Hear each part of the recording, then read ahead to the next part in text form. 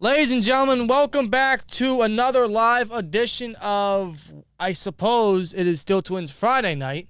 The plan was to do it tomorrow, but you know what? It's Friday night. We have nothing else to do. We just got off work, and why not talk about some Steelers football, especially an offseason in which you can tell by the title, Colbert is going out with an absolute bang, man. This is his last offseason as the Steelers general manager. It's probably the first offseason he's actually had a decent amount of cap to play with. And definitely a long time. And is he, without question, absolutely playing with it? He is spending it. He is absolutely cooking. Oh, he is going all out and getting a lot of guys, a lot of young guys specifically. A lot of young guys, man. You know, when you look at all the free agents we've signed, and we'll get into them, they're all young guys. A lot of young people with so much experience.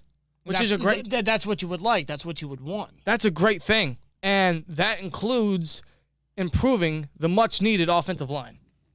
Wow. Well, we'll definitely talk about the guys that we acquired for sure. How about Kevin Colbert, man?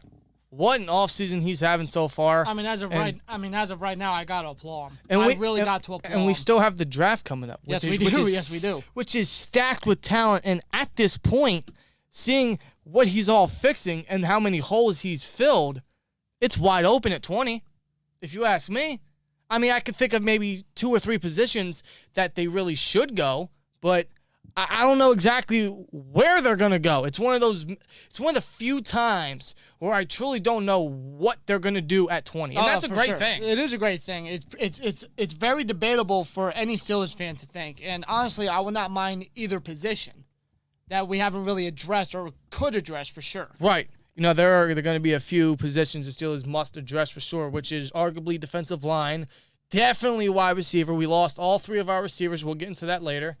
And arguably maybe quarterback to sit. And seeing how they've boosted linebacker and the line, and especially the secondary with potentially a strong safety of Edmonds or the Honey Badger to still be a Pittsburgh Steeler, right? I mean, quarterback's a little more open, and honestly, I'm a little more open to it as well. But especially after what Colbert's been doing. Right, but that's draft talk, man. We're here to talk about free agency. How are you guys feeling about what Kevin Colbert is doing this past week, man? We are in the first wave of free agency, and Colbert has absolutely hit a home run out the park. It's so crazy because the Steelers, we all know how the Steelers are when it comes to free agency. You know, they never really go out and get a lot of guys, especially in the first week. However, that might be due to the fact they didn't really have much cap to play with. I was just going to bring that up. You know, lately, for many, many years, actually, they've had little to no cap. They've actually had to make room to be a little under the cap. In which they've done that twice this week, but not in the name of restructures like you normally see. No. I can't recall an offseason where we had this much cap to play with. And seeing what Colbert has been doing, wow, man, he is absolutely playing. It's like he's a kid. Cap. It's like he's a kid in a candy store. You're right. The kid's got a boatload of money. He's going to go into the candy store and get exactly wherever the hell he wants, and that's what Colbert's been doing. And I love it. I absolutely love it, and he is far from done, man. He is far from done. We still got a strong safety to sign, maybe a second running back, maybe edge depth, potentially receiver. Colbert is far from done, man. Wow. This is getting me jittery and excited. Yeah, Colbert's going to be at least remain with the team for at least the next month and a half. And we haven't even talked about the free agency yet. I'm already getting excited. But I want to get into the chat first. Let's see. Steelers Country is in the chat. Said best offseason ever. I would have to agree. Definitely in a long time. I cannot recall a Steelers offseason this productive, this active. Probably, if I had to say a year, maybe 2014, based on the number of free agents they signed. Now, the names they signed in the 2014 offseason were nothing great. Yeah, they didn't ultimately work out. Maybe 1 or 2. Shout out to Moat. Shout out to Darius Hayward-Bay. But that's about it. But this year, oh, my God. Oh, my God. Steelers Lee saying checking in. What's up, Lee? MVP said, wow, what a day. Juju, McLeod, and Washington gone, and Watson is in the division. Yeah, Deshaun Watson is a Cleveland Brown. He changed his mind. Just about everybody's doing the damn thing this time around. I swear to God, all week, one guy's making a decision like Zadarius Smith or Deshaun Watson or J.D. McKissick, where they're going to go to this team or don't want to go to this team, then they ultimately want to change their mind. Alu did that last year with us. He did do that last year. I'm glad he did that to us. So now you're telling me the AFC North quarterbacks consist of Deshaun Watson, Browns, Lamar Jackson, Ravens, and, of course, Joe Burrow, Bengals. And now the Steelers welcome Mitchell Trubisky to the Steel City. Wow. What a division, man. What a division. Deshaun Watson, man, it's crazy. I mean, that's a lot of first-round talent right there. A lot of first-round pedigree. That's for sure. You're absolutely right. You are absolutely right. Chad says, what's up, SteelTwins? What's good, Chad? Valentino said, and went to 20th pick in the 2022 NFL Draft. The Pittsburgh Steelers select Kenny Pickett, quarterback out of Pittsburgh. I could see it. He could be there. Obviously, they are very high on Pickett. Personally, I'm off the Pickett train specifically because if we do draft Pickett and have him sit under Trubisky, he's going to be 25 years old by the time he starts. That's an old-ass rookie. Yeah, it is. That's the one gripe I have with Pickett. He is a little on the older side when it comes to his age. Yeah. Ty Gaskin says, what a crazy week. It was an amazing week of probably the first wave of the NFL offseason, and there's still more out there. Yeah. A lot more out there. Still a lot of big-name free agents still out there. Jacob says, yo, what's good, yo? Hey, yo. Yeah. Mike Turner says, Daxton Hill at pick 20. If we don't sign a safety, I could see that. They were at the Michigan Pro Day earlier. Yeah, they really were. Daxton Hill is definitely a guy of a lot of promise when it comes to the NFL. I don't know about pick 20, though. I don't want a safety this draft. I specifically because I want a veteran strong safety alongside Minka to start. And I think there's plenty of guys still available, like Edmonds. We can still bring him back. Mathieu, I know that's a big fantasy dream. It's still possible, but that's one of the kind of things that I don't see happening. Right. Although I would love for it to happen, I still don't see it happening. But there's still guys like Landon Collins. There's possible options out there. Jabril Peppers, Ronnie Harrison. I mean, there's guys out there for sure. The pool is deep, but fingers crossed it's Evans or Mathieu. Imagine if we get the Honey Badger to pair with Minka. Oh, my God. I mean, the defense is already filled. It really is. Steelers Country says we got to go wide receiver early. I think the Steelers do. Whether that's day one, which they haven't done since Santonio Holmes. I believe you're right, Santonio Holmes. To which I would be up for it. I would be up for a receiver in the first round. Or most definitely, if they don't go receiver day one, they're without a doubt going receiver round two. Yeah. That is how I feel. I hope we get JoJo Doberman, Nakobe Dean, or Chad Muma, says Valentino. One of those guys would be tremendous to pretty much pair behind the newly added Myles Jack and Devin Bush. But I don't know if they go linebacker so early, man. I don't know. I do not know. We should have been rebuilding like this at least 2 years ago. Well, we didn't have the cap 2 years ago. But now we do. And we already have an incredibly young team that we're already making more young with the free agent signings. Yep. What are your guys' thoughts on the Ravens, Bengals, and Browns offseason acquisitions so far? I haven't really kept track. The Bengals built the line. Good for them. The Ravens, they lost to Darius Smith. I don't exactly know who else they picked up outside of Marcus Williams. They got Morgan Moses to fill that right tackle spot because Villanueva actually retired a few weeks ago. Right. And the Browns obviously picked up Deshaun Watson. Yeah. The AFC North, they're building. And that's a great thing. You want this division to build. It's going to be very competitive. Hey, you want to talk about competitive, though? Let's talk about the AFC West. Oh, my God.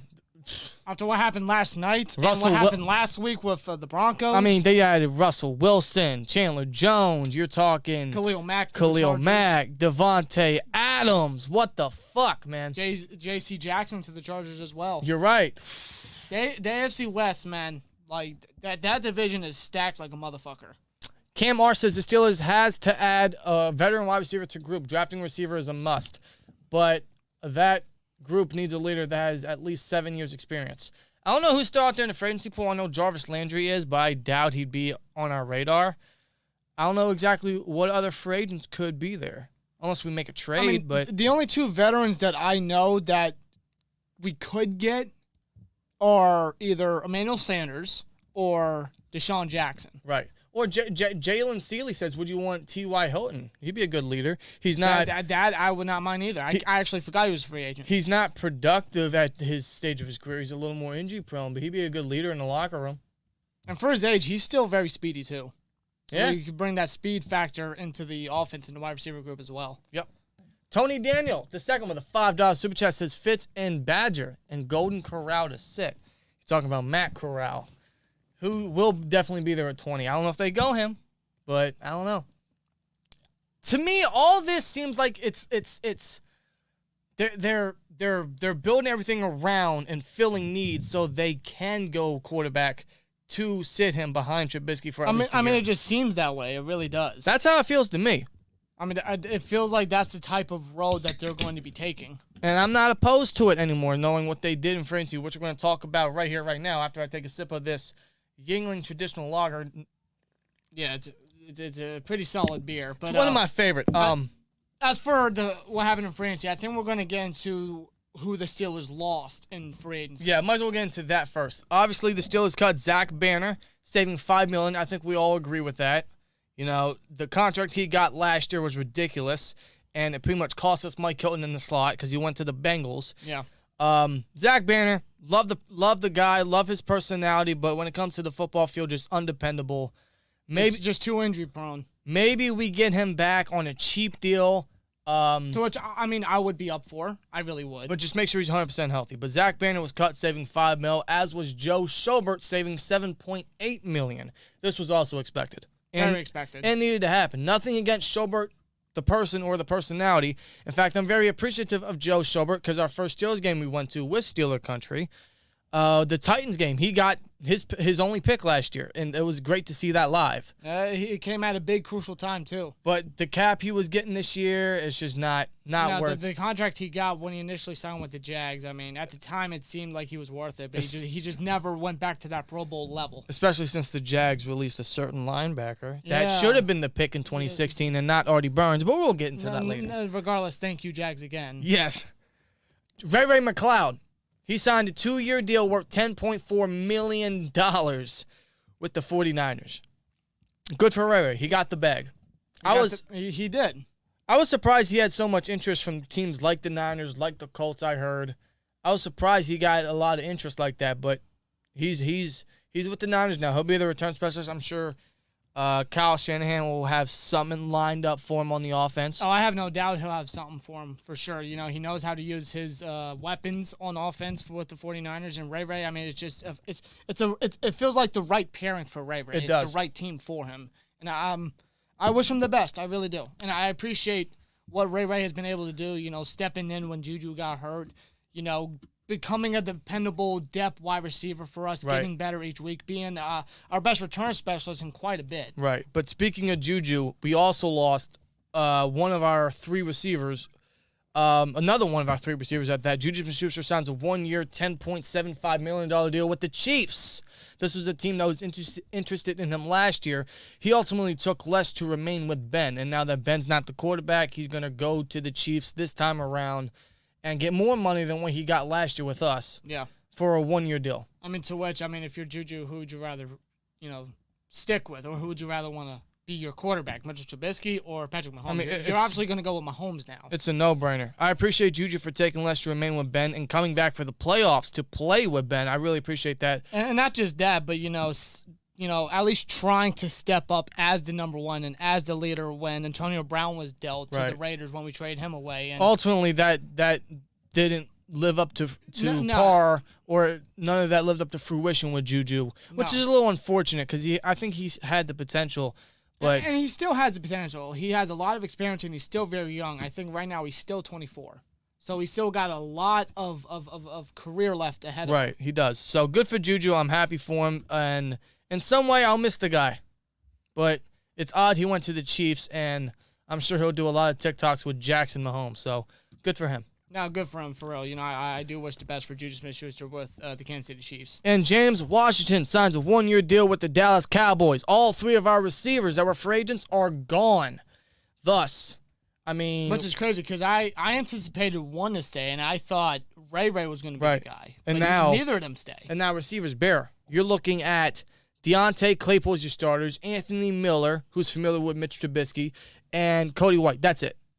Wide receivers, without a doubt, going to be a top need in the draft. Day 1, early day 2, you can definitely bank on it. Without a doubt.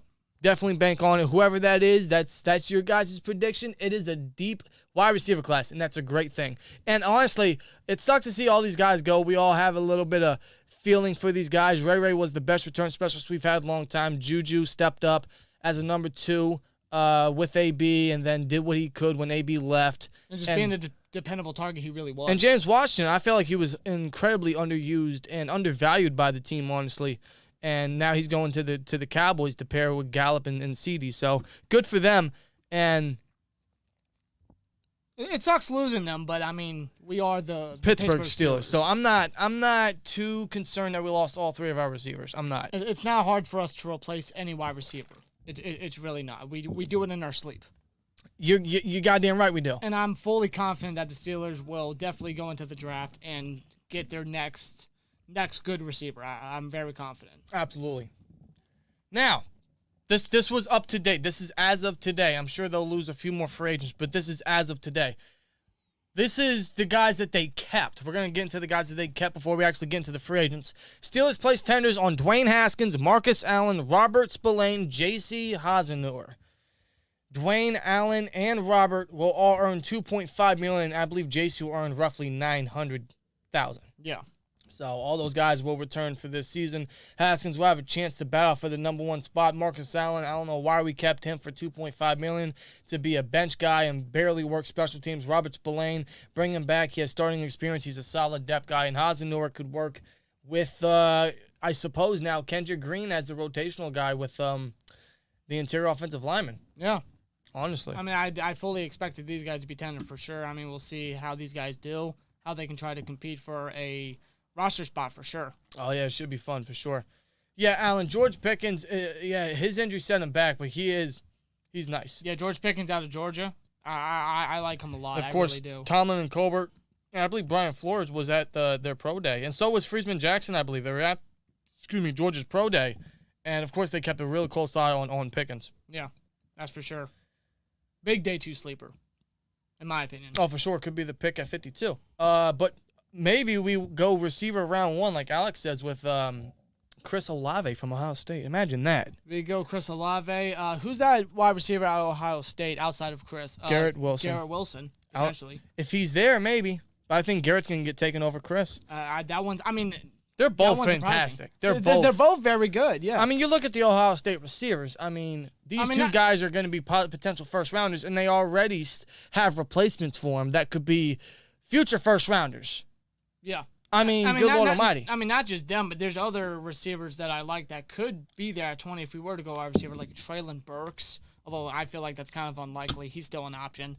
There's Drake Logan, who's coming off an injury, but I think he should be good to go by training camp. And Jahad Dotson out of Penn State. Oh, yeah, for sure.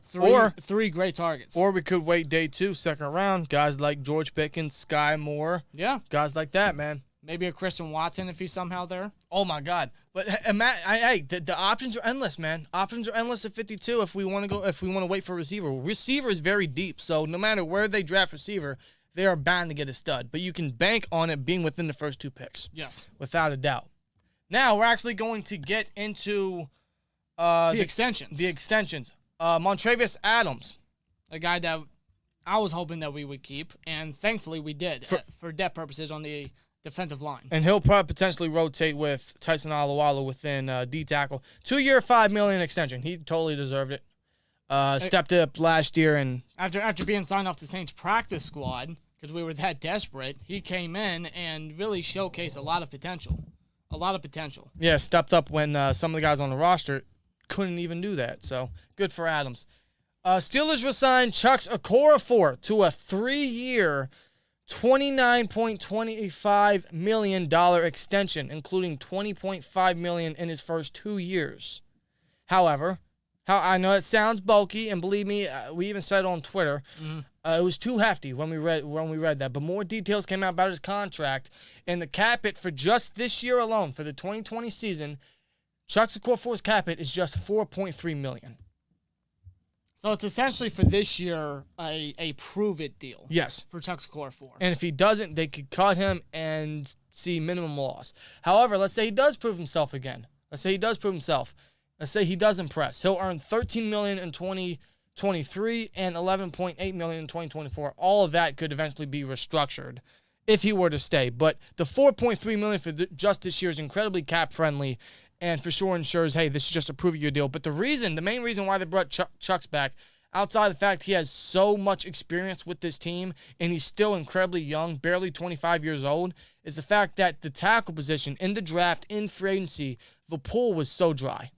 It wasn't as great as we all kind of hoped for and all kind of thought. And that's why we were a little more open to bringing Chucks back. Yeah, after more thinking about it and more looking into the draft and the free agency pool, and especially with where we sat at those positions, I mean, if you think about it, it's just best to stick with Chucks. Right. And is the contract a little hefty? Yeah, but I can understand them trying to make sure that they keep their guy in Chucks, who's been at the right tackle position for the better part of 2 years. Right.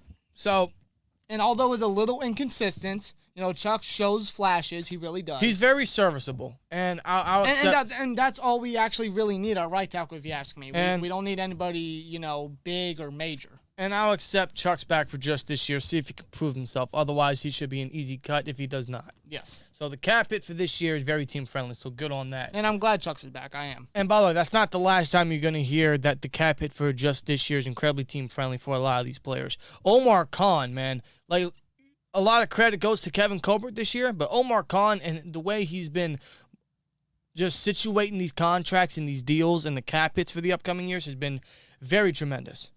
And it makes me think, when Colbert eventually does leave, and just to make sure that we secure him and keep him with how he has been with our cap the past recent years, especially this year, maybe he gets a promotion at general manager if we don't promote Brandon Hunt or hire a Louis Riddick. Maybe, I don't know. Because what Omar Khan has done for so many years for us when it comes to our cap has been great. It's been very beneficial for the Steelers. He saved our ass a lot, especially last year. And it would really suck for him to possibly leave next year if you were to get interviews for possible GM opens next year. Because he is a cap wizard. So, we'll see what happens with that. But last but not least, the Steelers did extend Ahkello Witherspoon. We were incredibly nervous about this, especially with them signing a free agent corner, which we'll get into later. They signed a free agent corner before extending Witherspoon. That got us all worried that, oh, shit, this dude's on his way out. We're not going to be able to get an extension done with a potential cornerback one this year. Even they extended Arthur Millette before they extended Ahkello Witherspoon, and that got us really nervous. They're like, well, this extension of Millette just proves that Sutton's going to remain outside, and bringing in a free agent corner, Witherspoon might be out. That was not the case. Thank God. 2-year, $8 million extension for Witherspoon. Absolutely deserved. He was one of the few shining moments of the secondary last year down the stretch. Although he was a key part of our secondary, especially down the stretch. Damn near lockdown and tied the team in picks. So Witherspoon absolutely deserves this, and glad to have him for 2 more years. And with that deal, to have an outside corner that cheap is very incredible. Very incredible. He's a very dependable guy. He definitely showcased a lot of potential to be our number one. Right. As I felt like he really was because of Joe Hayden's, declining play style on the field in the later part of the seasons. And Witherspoon, considering that we traded away next year's 5th-round pick and how he played on the field, I did not want him to leave, especially with how the Steelers have always traded away 5th-round picks for mediocre depth guys that we never brought back. Witherspoon was the guy that we needed to bring back, and I'm glad he is here for the next 2 years. Absolutely. Well said, man. Now we're actually going to get into the guys that they did sign. Enough of this talk. None of the people that they lost. None of the people they did bring back. This is the guys that they have officially acquired and have added to the team and have went out their way, opened the wallet since they were able to this time around, and brought in these young guys to build the team, both offense and defense. We're going to start with Mitchell Trubisky. Quarterback Mitchell Trubisky signs a 2-year, $14.25 million deal that is potentially also worth up $27 million in incentives. What those are not known yet, but what an incredible deal for someone like Trubisky to get him for, let's just say, 2-year, $14 million. Yeah. And that's going to be your bridge guy that could very well be your week 1 starting guy. And to get him that cheap, and we thought his market was going to be a little more, expensive than that. Thankfully, that wasn't the case, and they got a hell of a deal for a guy like Trubisky, who is definitely looking for that second chance. And Steelers have always been that destination for that opportunity. Yeah, the perfect bridge guy, very serviceable. He still has some potential to him.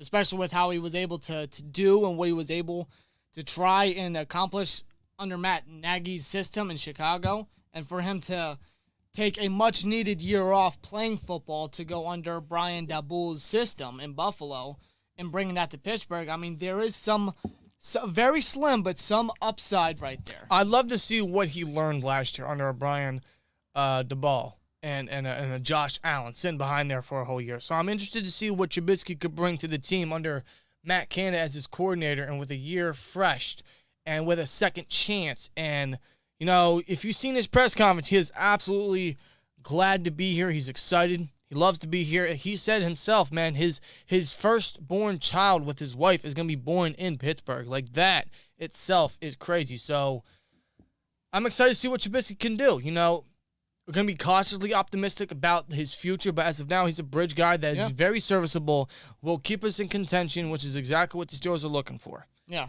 And again, does not rule out quarterback, in my opinion, for the first round. Oh, of course not. Without a doubt, of course not. But I'm excited to see what Trubisky does in the Steelers uniform, wearing number 10, seeing number 10 again at quarterback. Yeah, it is official. He's going to be wearing number 10. And for the first time in about 20 years. And I'm not going to lie. I might have to get the jersey.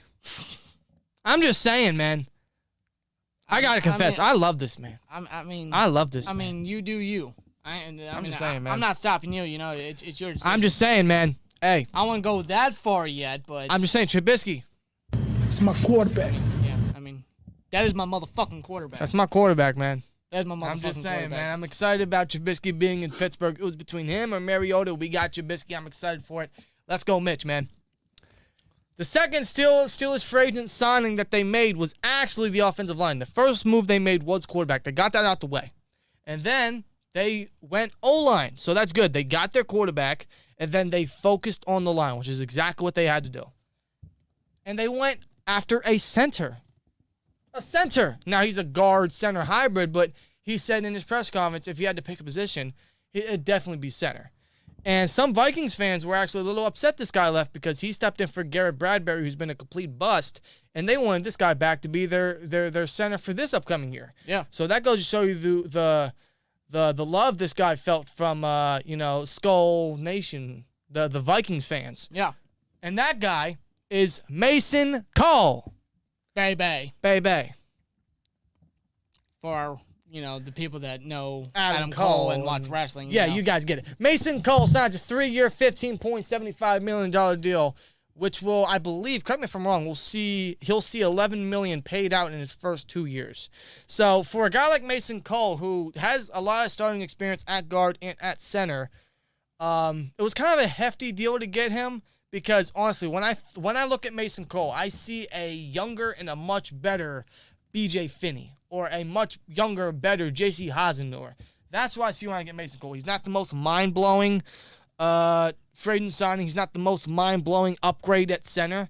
He's not the most mind-blowing offensive lineman in the league. But he is an upgrade. And he's a very serviceable center, too. When I first heard the news, I was kind of a little iffy on him, but I looked more into him, and I saw, how some of the fans felt, when he was in Arizona. And then after Arizona, he got traded to Minnesota, and how he was starting at center, and even some games at right guard if needed be. Right. But I saw how some fans were or reacted to his play style, and they preferred him over Garrett Bradbury. And for him to still be young, I think he's going to be turning 26 in just a matter of days later this month. For him to have so much starting experience at center and even at guard. And for him to be this young and have still some upside to him, I mean, I'm cool with it. And it gives Kendrick Green some much needed competition. Absolutely. At center. And that's what he needed. We're not going to hand Kendrick Green a starting job again. Because of what Mason Cole's going to get based on his contract, I'm anticipating this guy being the week 1 starter. But competition is exactly what Kendrick Green needs. Yeah. And let's say he does sit. That's exactly what he needs even more, to sit and be that hybrid guy behind a Mason Cole. And then maybe he continues the progression because he's been working out with the Pouncey brothers all offseason. So he works under them. Maybe he gets better. I don't know. But to send him on the bench and continue his development is even greater for Kendrick Green as we get an upgrade in Mason Cole. The first move they make on the offensive line was a guy like Mason Cole. And I ain't going to lie, man. At this point, I thought that's all they were going to do. I thought they were just going to fill the interior with Mason Cole, maybe start him at right guard, or maybe move Cole to center and then move Green to guard and then still have Kevin Dotson or whatever guard position. Or they still could have gone to the draft in like the first or second round and draft an offensive lineman. Right. That's what I was afraid of. I thought they were just going to fix the interior with just Mason Cole, which it's nothing against Mason Cole, but it's more so like there were much better options out there, and you go after a guy like Mason Cole. Yeah. That's what I was afraid of. Thankfully, that was not the case. Yeah, I mean, thankfully the Steelers didn't go the conservative route. Thankfully, because they tend to do that, at least recently. But that was not the case because the next move they made was also improving the offensive line.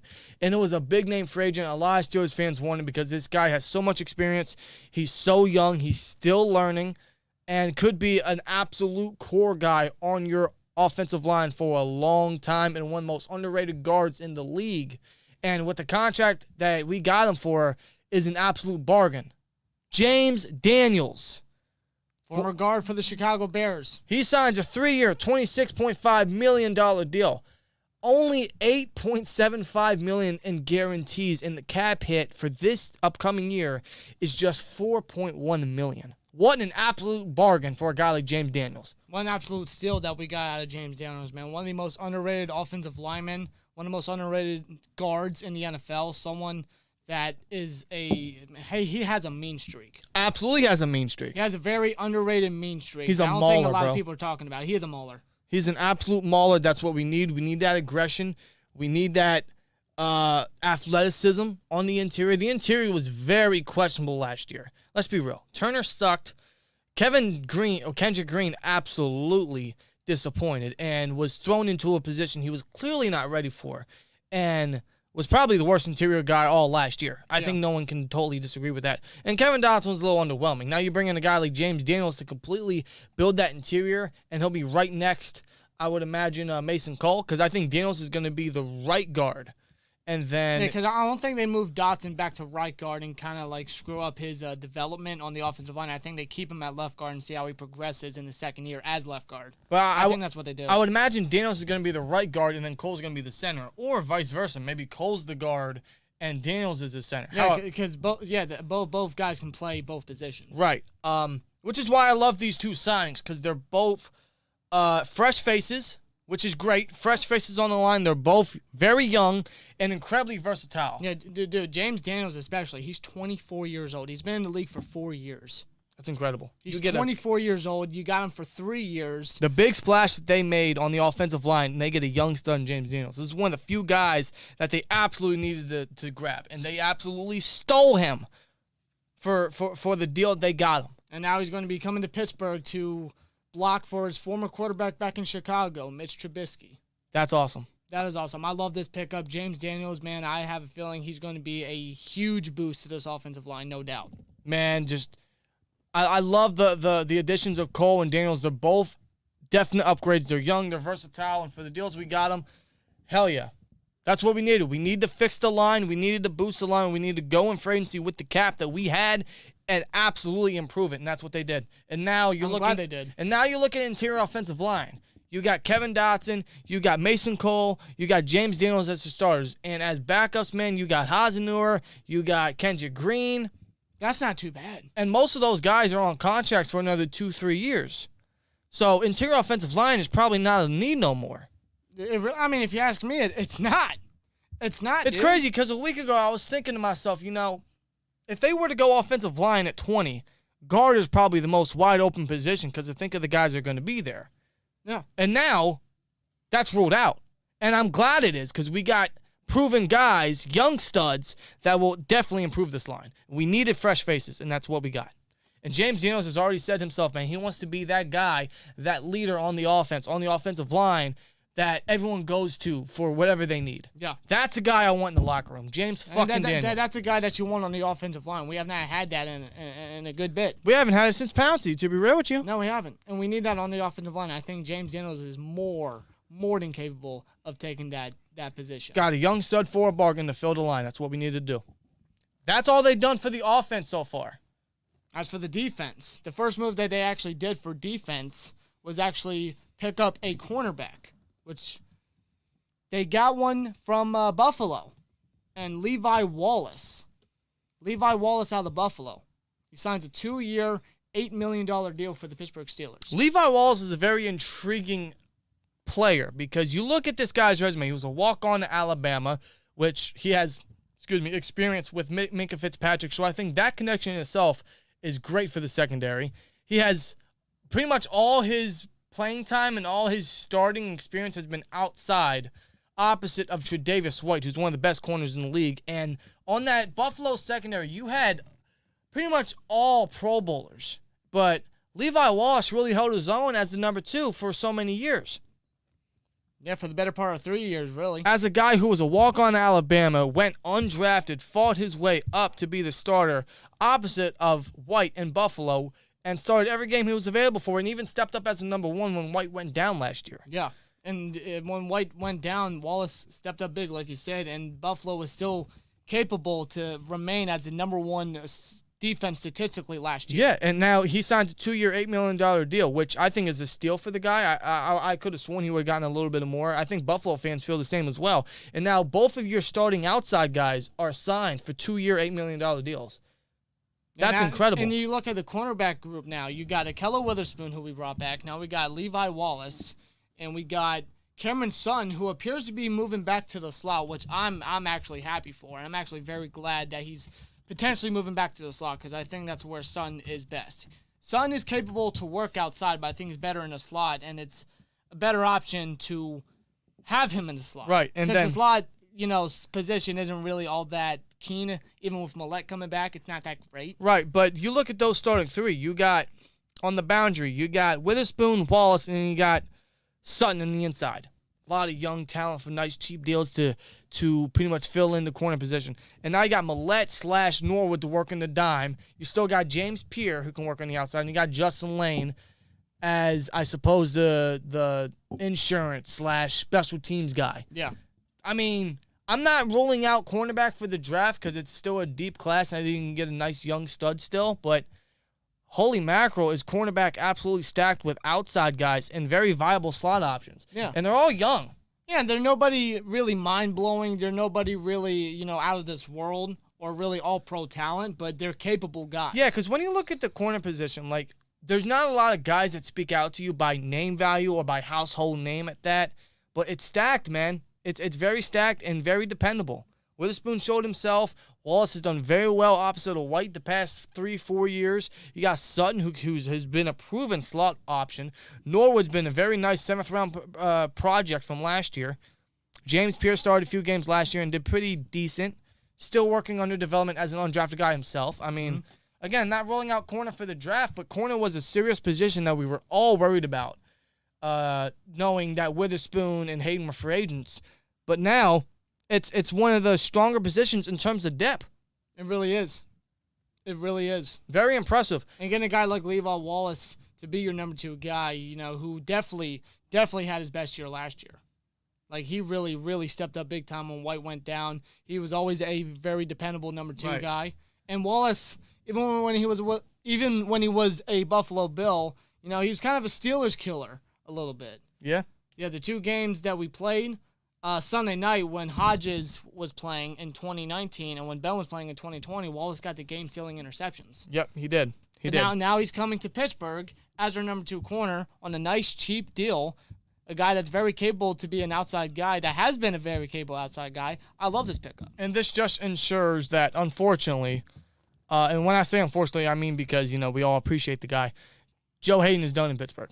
I don't know where he goes. Wherever he goes, I hope he finds success in his final years. But Joe Hayden is officially done in Pittsburgh. There's no need for him no more.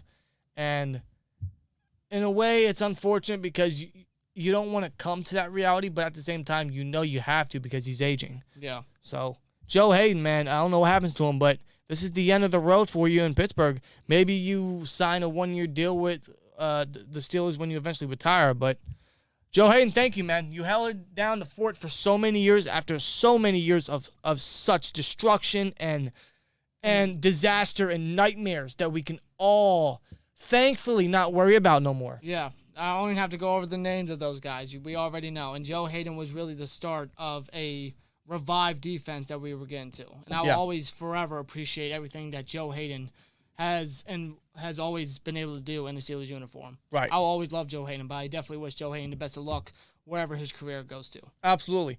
But corner position, again, I'm not rolling it out in the draft. I don't know where exactly they would select a corner in the draft at this point. Do they trust the guys they got? Do they still select a guy early, maybe day 2? Maybe 3rd round? Maybe 1st round, depending on who's there. They were at the Clemson Pro Day. Andrew Booth didn't run routes or didn't run drills, but I'm sure he was present to talk to coaches. Yeah, and Booth, he's another option that could be available at 20 if we want to go that route too. So I don't know exactly what they do at corner. Maybe they trust the guys. I know a lot of you guys are saying in the chat that, we still need that veteran presence or we still need a true number 1. I'm not disagreeing. No, neither am I. I just don't know where they put corner as a need now, knowing that they got 2 starting worthy outside guys and Sutton in the slot and Norwood in the dime along with Millette. So I don't know. I have no clue. But however you look at it, I'm glad corner is stacked. And they definitely took care of it for sure because it was definitely a position that was very needy that we had to take care of, and I'd say we did for the most part. Absolutely. And again, starting guys both on the similar deals, which is incredible. And I'm happy they did. How about this one, though? This is arguably the biggest splash so far. All for agency. Yeah, so far, because we still have... For the Steelers. We still have maybe the Honey Badger coming into Pittsburgh. Hey, fingers crossed. Don't see it, but fingers crossed. I don't know. We'll get into that discussion after we talk about the addition of Myles Jack. Oh, man, Myles Jack, man. When I heard the news that he got cut by the Jaguars, I was actually very surprised. I was just like, all right. Hear me out. I'm just saying. We passed on this guy in 2016 for Artie Burns. We knew he was best player available, and we needed linebacker because Lawrence Timmons was coming into a contract year. We had Vince Williams as a special teams guy. We could have used linebacker to pair with Shazier. Unfortunately, we went Artie Burns. We know how that turned out. Yeah. Now, 6 years later, where Myles Jack is still only 26, he's a free agent, and he signed a 2-year, $60 million deal. And his cap hit this year is just $4.75 million. Absolute steal. What a steal for Myles Jack. Oh, my God. You talk about a game changer. You talk about a serious fix at linebacker. Myles Jack. Myles Jack has always been one of my favorites since coming out of college, coming out of UCLA. He has always been a big, great defensive player for the Jaguars for several years. Even when they had that great defense, even when those players were leaving and that defense was diminishing, he was the one guy that was able to stick with the team. Yep. And do exactly whatever the fuck he could, considering what the Jaguars were literally handling on defense. And Myles Jack was basically the only guy really trying to do whatever the hell he could. He was the last column, the last pillar of that legendary 2017 Jags defense. And then they just cut him for cap reasons. He was a leader on that defense, man. He was one of the only guys actually trying last year. He was a little out of place last year. That may have been due to the fact that they kept putting him at several different positions on the defense. At weak side, at inside, at strong side. I do not think that it's from Myles Jack, the player. I think it's from the coaching. Plus, obviously, he had no help whatsoever within his defensive line. No. He had absolutely zero help. I mean, bro, we know how the Jags were. The Jags were absolutely awful. Well, they had, think of how many defensive coordinator switches they had since Jack came in. Think of all the talent he lost around him from that 2017, and then he was the last pillar of that defense, and then all this new talent coming in and not playing up the par, and him being switched back and forth between positions and schemes, and of course, so much other happening between him. I mean, he lost the green dye at one point. Yeah. And I don't think that's because of Myles Jack the person or Myles Jack the player. I think it's just because the Jaguars literally didn't know what the fuck they were doing. They put especially last year with Urban Meyer. They put Jack in a tough position, and now he's coming into Pittsburgh to pair with Devin Bush, hopefully for a comeback year. And not just Devin Bush, but with Brian Flores as a linebacker coach. Yes. And you got a coach like Mike Tomlin who called him and said, "Hey, we trying to win a championship." And then Jack said, literally, that's all Jack. That's all Myles Jack needed to hear. He's like, all right, let's get this deal done, and they did. But it wasn't just Mike Tomlin. Cameron Hayward was one of the guys that recruited Myles Jack. And he wasn't the only one, man. He recruited Jack and he recruited Daniels. I think we all ought to just take a shot just on that alone. If I'm being real with you, Cam Hayward should get a pay raise for recruiting Jack and Daniels to this team. And he may not be done. He might not be done. Hey, let's hope. You know. He should get a front office job to recruit players to this team, man. But Myles Jack coming to the Pittsburgh Steelers, I absolutely love this deal. Him to pair with Devin Bush and to learn under Brian Flores. I really think Jack could really revive his career in the black and gold. Now that he has the help around him, now that he's going to have a pure spot on the team. He can stick to one position, too. He's going to have a great defensive coaching staff behind him. And now, I'm going to be honest with you. This, I'm not going to say it's going to happen because I don't know. But this potentially has the upside of being very similar to James Ferrier when he signed. Oh. When he signed with the Steelers and absolutely was a leader on the... was an enforcer on that defense. Well, yeah, was absolute just monster on the middle of that front seven. Yeah. I'm not saying it's going to happen, but it absolutely has the upside because Myles Jack totally has the talent. And he's still young, 26 years old. Yeah. 26 years old, 2-year, $16 million deal. And has all the ability we need. Very, very low missed tackle rating. Very good in coverage. He's probably our best coverage linebacker already since Shazier, if I'm going to be completely honest with you. He's a hell of a run defender, too, and he's not afraid to be physical. He is not, and that's what we lacked at linebacker last year because of the rough defensive line play, which fingers crossed is going to be a lot more better and healthier this year. He wasn't afraid to still get down there and get dirty and try to make a play. That's what we lacked at linebacker last year with Bush, with Schobert. Now we get that back in Myles Jack, and we get a young stud at that too to pair with Bush and Flores. This signing, I think getting Jack to pair with Bush is something that Devin Bush as well really needs. Absolutely, to be beside a guy with so much talent, so much potential, still even at his age.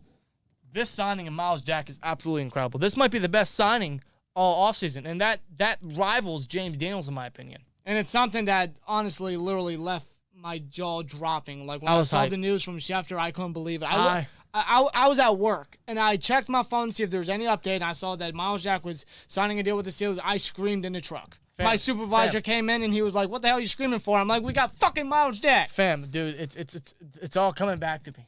It's all coming back to me, man. The emotions, I'm getting hyped. I am getting hyped. Myles Jack is in a Steelers uniform. Should have been already in the Steelers uniform if we didn't pass on him for Artie Burns. But you know what? But you know what? 6 years later, it all works out in the end, if you ask me. Kevin Colbert redeemed himself by picking this guy up immediately. He's like, oh, the Jags cut him?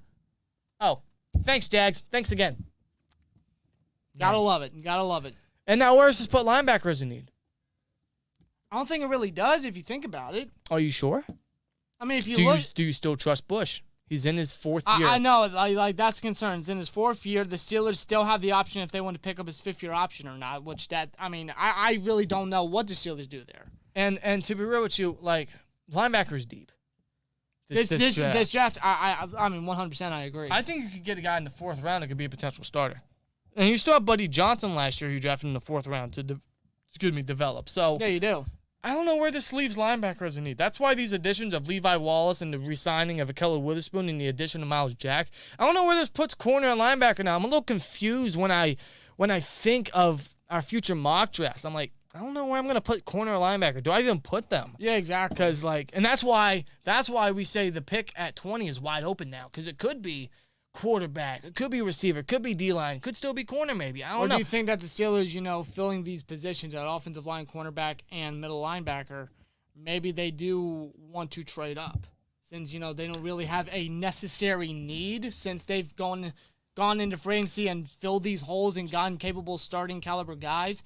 Maybe they do want to still go quarterback in the first round and willingly trade what they can to get a quarterback, like maybe a Malik Willis. Yeah, knowing that you don't have all these needs as much anymore, so you could trade the picks and still not suffer because you already filled those needs that you would filled with the picks. I mean, it's a discussion. It's a possibility that the Steelers may be thinking. I don't know, man. I don't really know what the Steelers do when it comes to the draft, but that's the exciting part. See, I still don't know what's up Colbert's sleeve because Colbert's not done. He wasn't done today because even though we lost Ray to the Niners, they immediately filled in return specialist, punt and kick returner with, let's see if I can get this guy's name right, Gunnar Olszewski.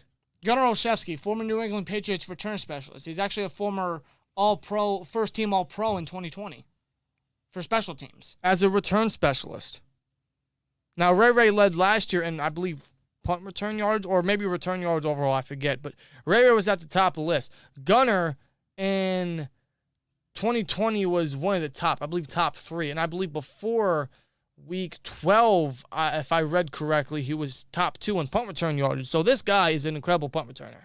Yeah. And absolutely fills in what was already a gap left because Ray left. So Ray left. We had a need at punt returner and immediately filled it with Gunnar Olszewski, former Patriot receiver and punt returner. Now Pittsburgh Steelers, 2-year, $4.6 million deal. I like this.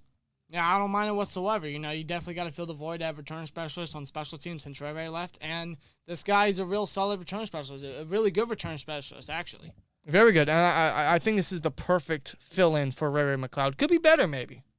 Could be better. But I'm glad they did pick up a return specialist to absolutely fill in because we know the return game has been a struggle for a long time. That's why we all kind of appreciate Ray. But seeing that we picked up Olszewski, I'm not really that much worried. I'm actually a little more confident in a guy like him. So yeah. I like this pickup. I really do. I doubt he sees time on the field like Ray did, but as a return specialist, receiver, no. But return specialist, I think that's where he should stick. Definitely stick to what you're best at, and that's where he's best at, for sure. For sure. But one thing I noticed with all these free agents, Mitchell Trubisky, Mason Cole, James Daniels, Levi Wallace, Myles Jack, Gunnar Olszewski, if you notice one thing about all these guys, what do they have in common? They are all under, or they're all 25 or younger, 26 or younger. They're all incredibly young, but they all have a ton of experience. Myles Jack's been in the league for 6 years. Trubisky's been in the league for, 5 years? Yeah. Mason Cole's been in the league for 4 years. James Dino's been in the league for 4 years. Levi Wallace has been in the league for 4 years. I mean, all these guys are incredibly young, but have so much experience and starting experience for some of these guys.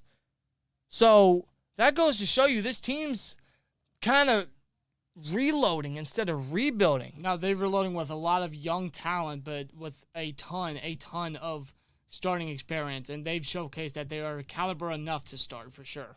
Yes, they are. And they're all not mind-blowing. They're all not out of this world, outside of Myles Jack, in my opinion, but they are more than capable of starting, more than capable of getting the job done. But that tells me something, man. Like, they're going after a lot of these young guys. Like, they could have went after some veterans for some veteran presence here and there, but they went after a lot of guys with starting experience, but guys that are still incredibly young and can play at a high level. And I love that.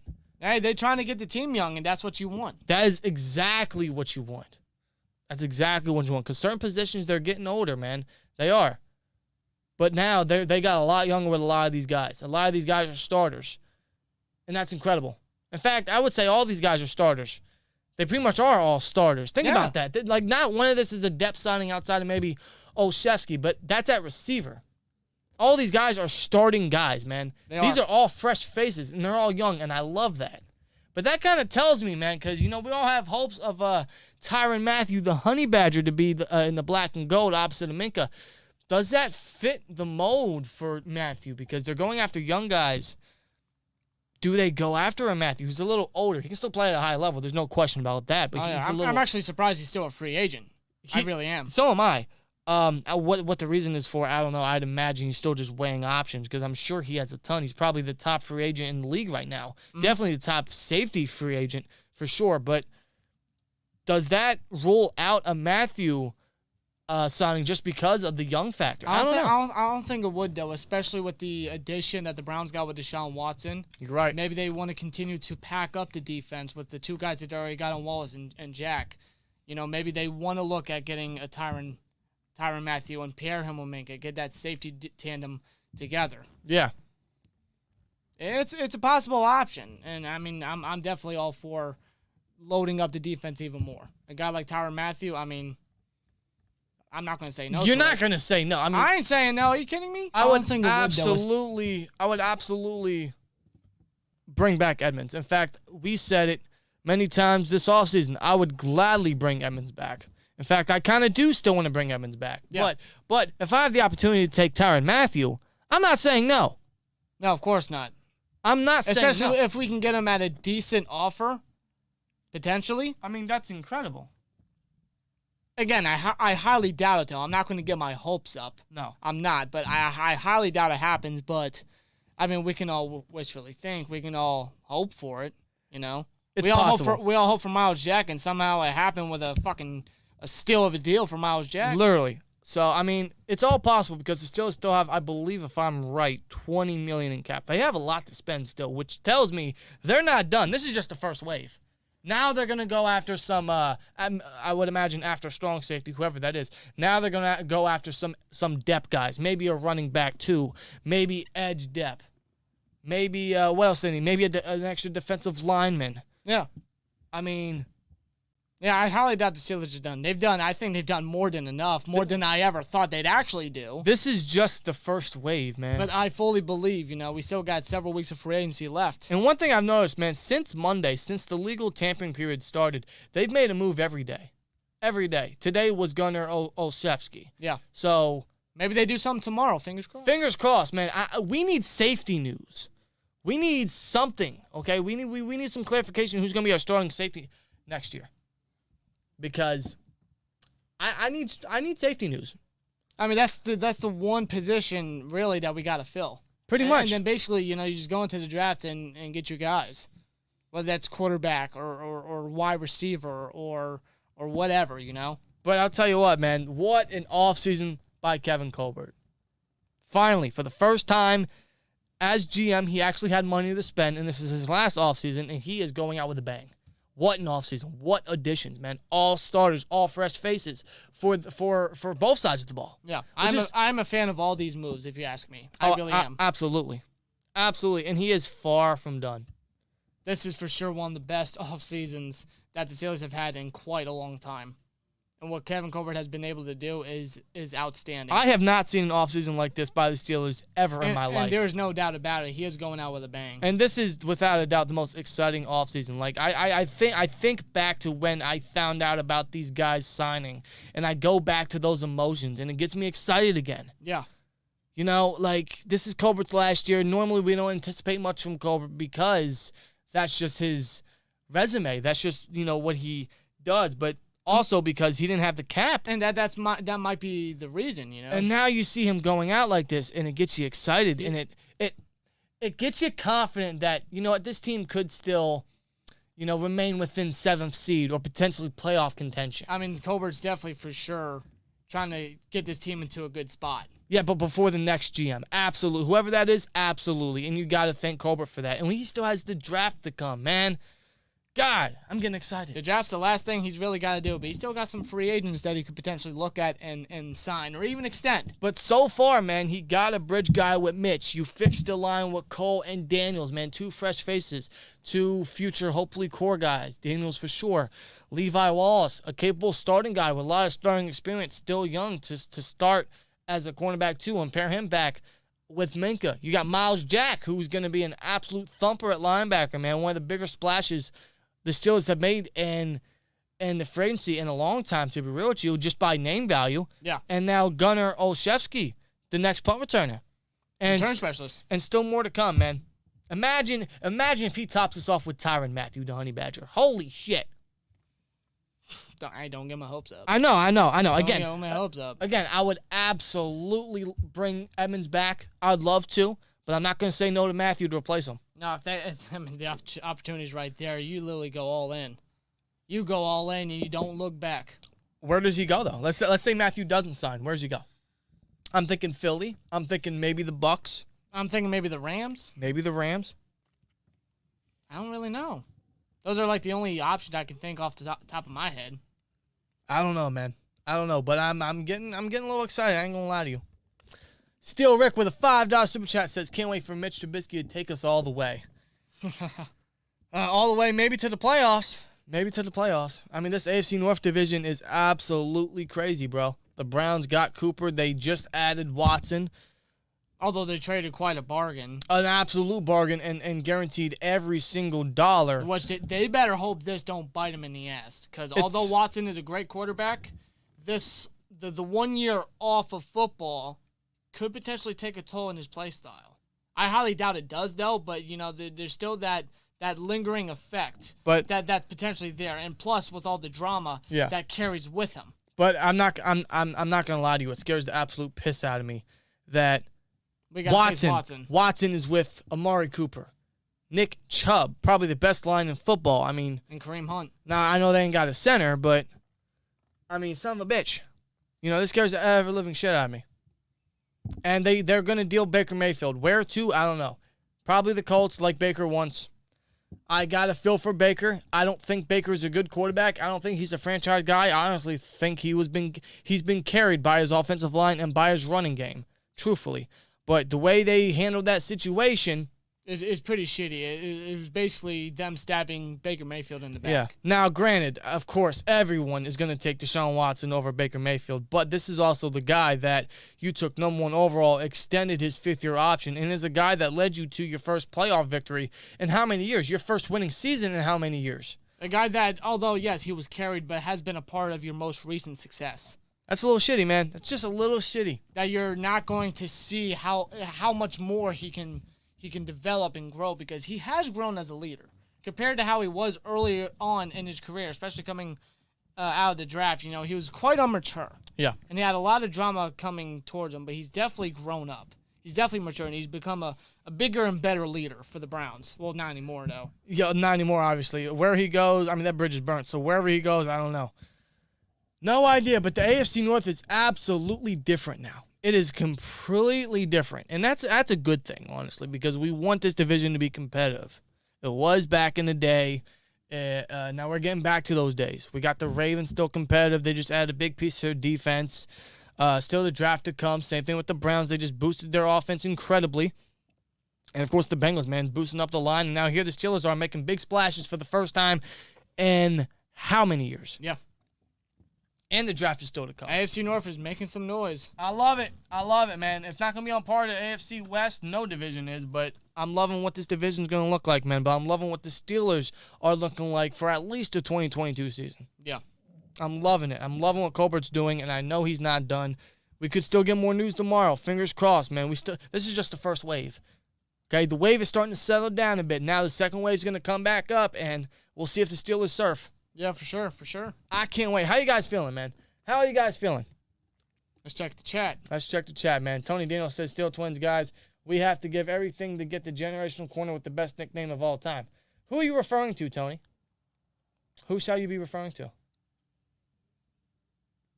Yeah, I can't really think. Are you thinking of Corral? Because what's that nickname again for Matt Corral? Golden Corral? Yeah, isn't that it? Is that what you're talking about? You're talking about generational corner. Oh, corner. I thought you said quarterback. I'm sorry. I know, it's kind of similar. I misheard that. The way my accent is, it's kind of like corner, quarter. I get it. Iron Fist says, sign Edmonds to a cheap one-year deal and draft Daxton Hill. I could see that. Maybe they sign him to a one-year deal. Because, I mean, I don't know what Edmonds' market is.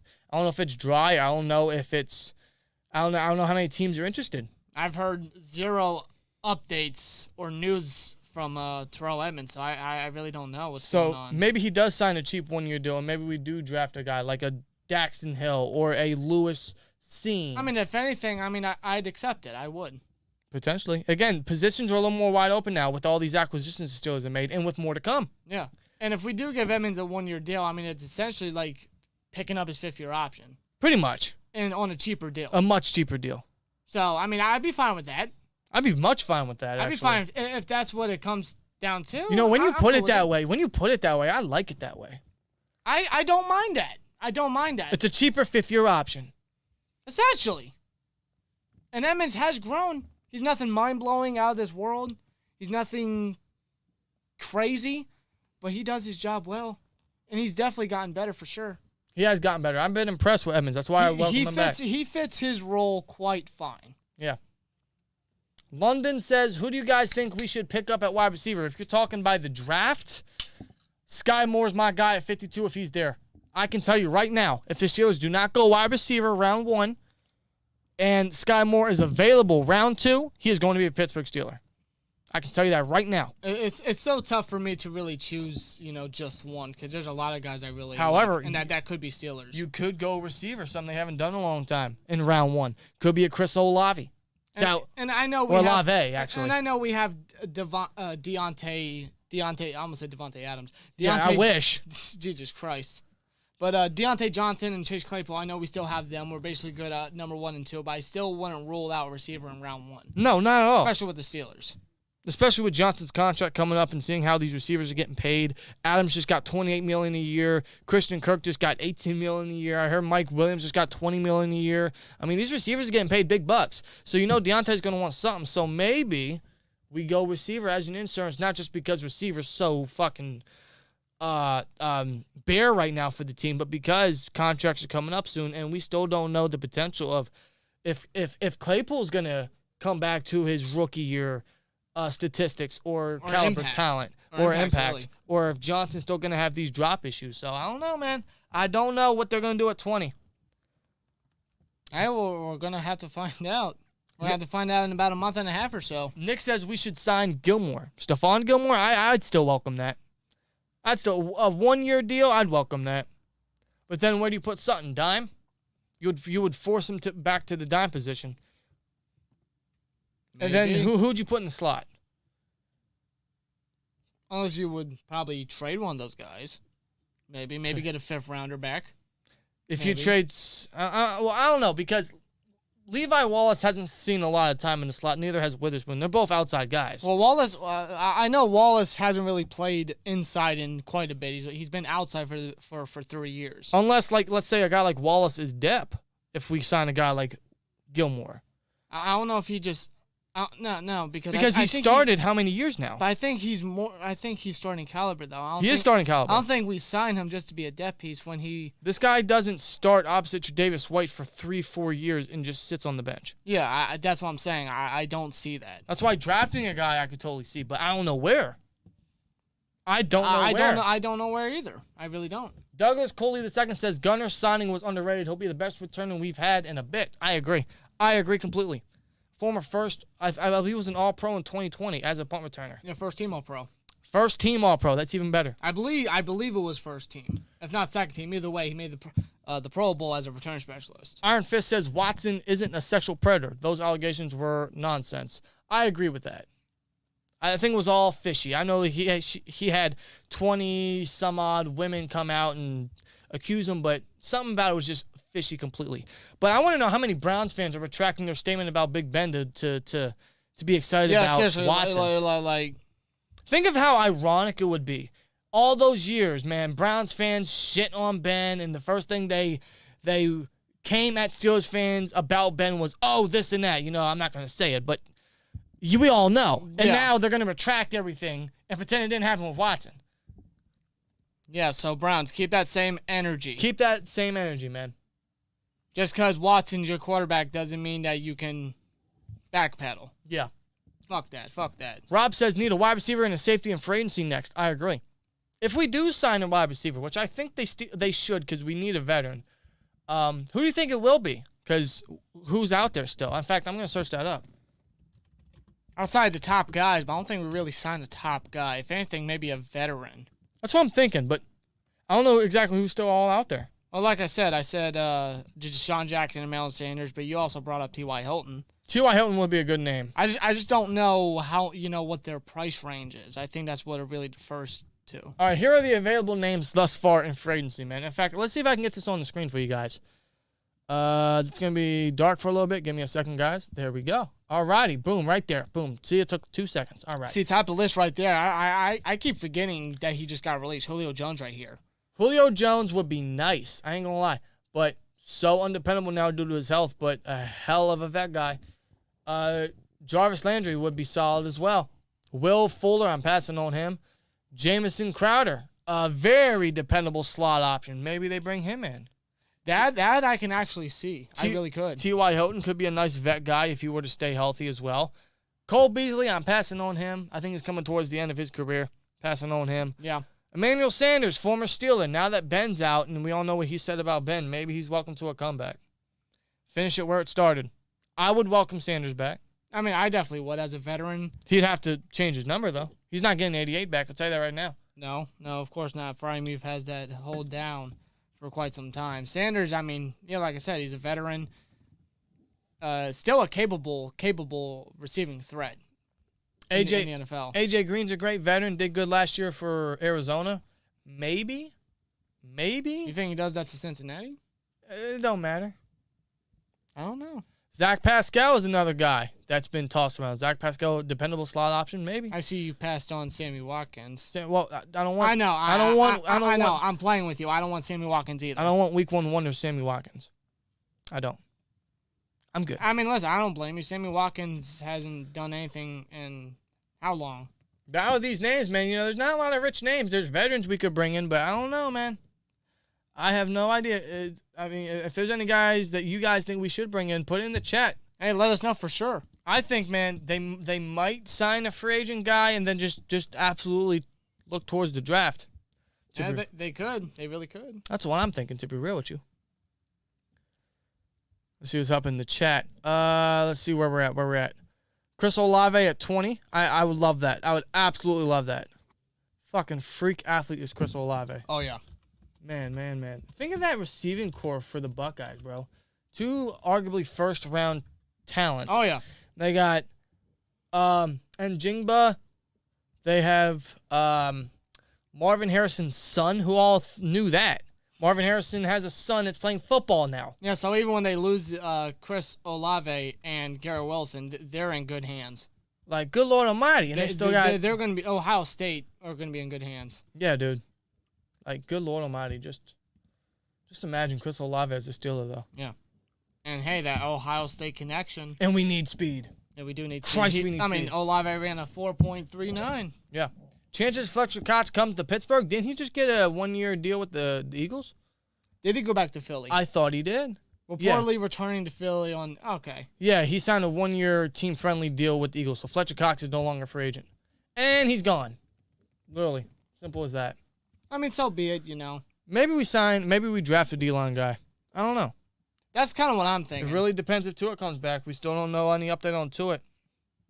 Last I heard is that, according to Didi Kinkawalla this past week, he wants to come back. The team wants him back. He's starting to get in that spirit again. Yeah. But nothing has been confirmed, so.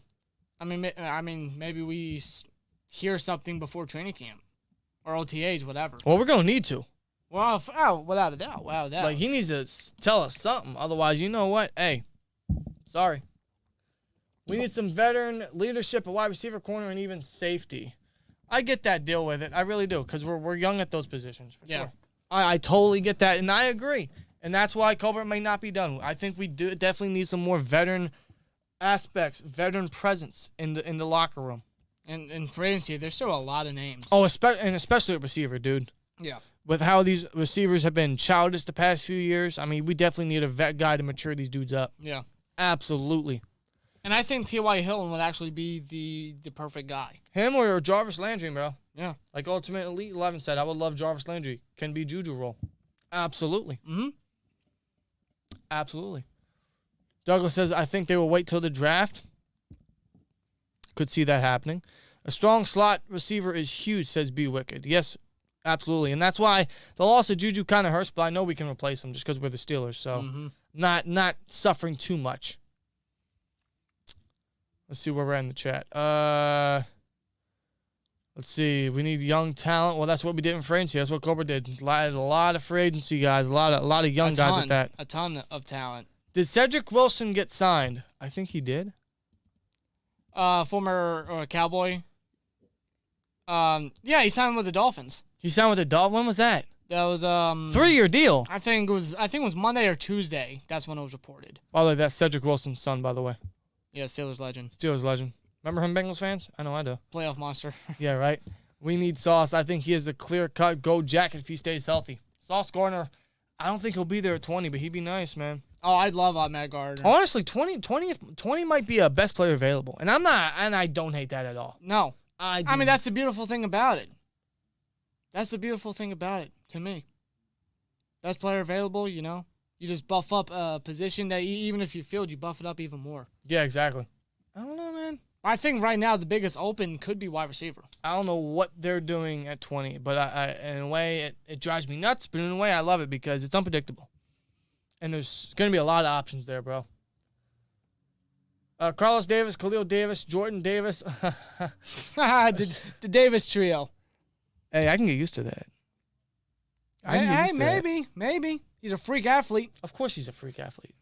A guy of his size to be that athletic, that quick, that much of a monster, like Jesus Christ. Chad says, I think AJ Green to bring in for now and then go after Sky Moore. I would adore that. I would be up for it. I would be. Devon says, don't sleep on Anthony Miller. I'm not, man. He's paired back with Mitch Trubisky. Yeah, and Miller, he has that potential now. Remember that the number 3 spot's wide open. Remember that game-winning touchdown Mitch Trubisky threw to Anthony Miller, an incredible throw versus the Lions a few years back? Yes, of course. I can get used to that. Spot's wide open, and Miller, he had the option to either go to the Jags or Steelers, and he obviously went to the Steelers. Can't blame him. Tim says in Cleveland the talk is Landry may come back. I suppose under a cheap deal because they saved almost $15 million cutting him. Really? Okay. I thought there was a little more tension there, but I don't know. I don't know, because I remember Landry put out some sort of message or tweet, he was looking to win a championship somewhere else. With Watson there now, obviously that brings that interest back to him potentially wanting to come back. I don't know where. But who's to say with them trading away Baker, they don't get another receiver out of it, and maybe a couple draft picks. I don't know. See, the one team that I can think that could use a quarterback is Seattle. And with, I heard some rumors that Lockett. Don't say that. I'm just throwing that out there. I'm just throwing it out there. Shut up. That they were interested in trading Lockett. I heard that too, but don't put that in the fucking air. I do not want to have to face. I'm just putting it out there. Listen, I don't want it to happen, but I do not want to have to face Amari Cooper and Tyler Lockett with Deshaun Watson, a quarterback, twice a year. Listen, neither would I. Like, Jesus fucking Christ. That's the case. Sign Mathieu now. Yeah, right? Just on the thought alone, motherfucker. Like, damn. But I'm just throwing it out there. Don't say that. But if Baker wants to go to Indianapolis, by all means, go on ahead. Do not put that in existence, bro. Do not put that in the air. Do not. Please do not. Let's see. King Fart, great name, by the way. King Fart says Mitch is underrated. I agree. I think he had a very terrible support system in Cleveland, Chicago. Yeah, and what's the difference? Yeah, exactly. And Chicago, just based on Matt Nagy. So, and some Bears fans, in the comment section of our Trubisky live stream, some Bears fans were saying, Trubisky was not the issue; it was fucking Nagy. And I'm gonna trust Bears fans' opinions more since they watch that shit, obviously. So, if they're saying it, man, I'm gonna be a little, cautiously optimistic here. And I could see a huge jump for Justin Fields too. Like, if you see a huge jump from Justin Fields with a new head coach, yep, and a new offensive system, yep, compared to last year, I think that's all you gotta. That's what's really going to speak volumes. Yeah. Let's see. Can I be honest? I am pretty sure Steelers are taking quarterback in the first. My prediction is Sam Howell because Colbert loves him. Says ultimate elite 11. Yeah, the position or the pick itself is wide open for any position, but ultimately I think they're fixing all these needs to be a little more open and welcome to go quarterback.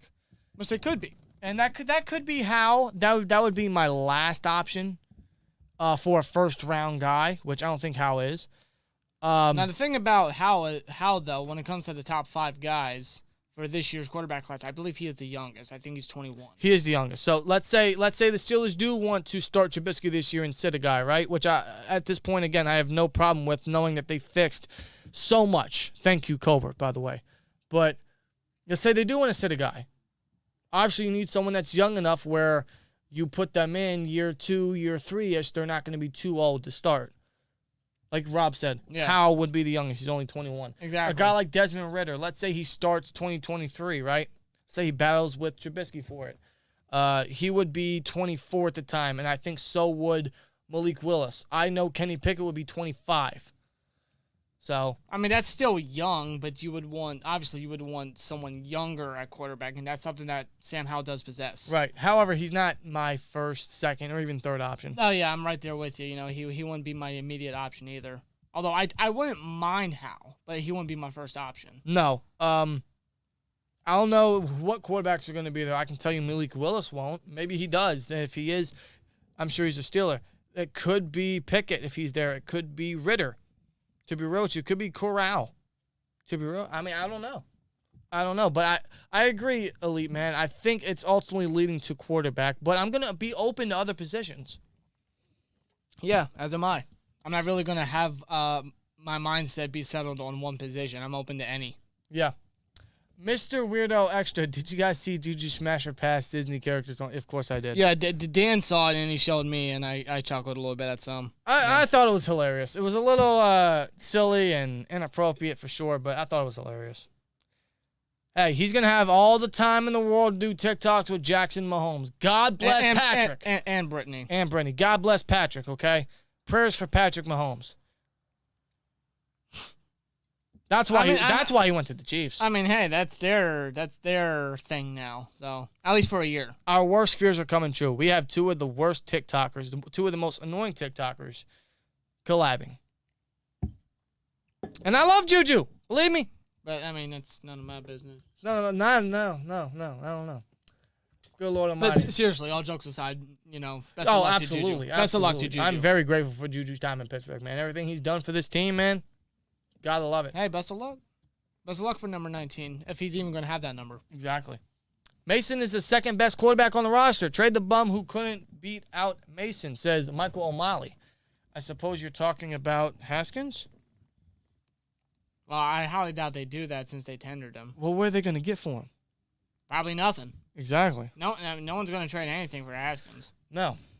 Richard Gerald says, what's the news on Tuitt? I know nothing at this point. I haven't heard anything since it was said that he told Colbert that he was interested in returning to football. Let me go to Aditi Kikawalla's Twitter and let me try to find the tweet she put about Tuitt.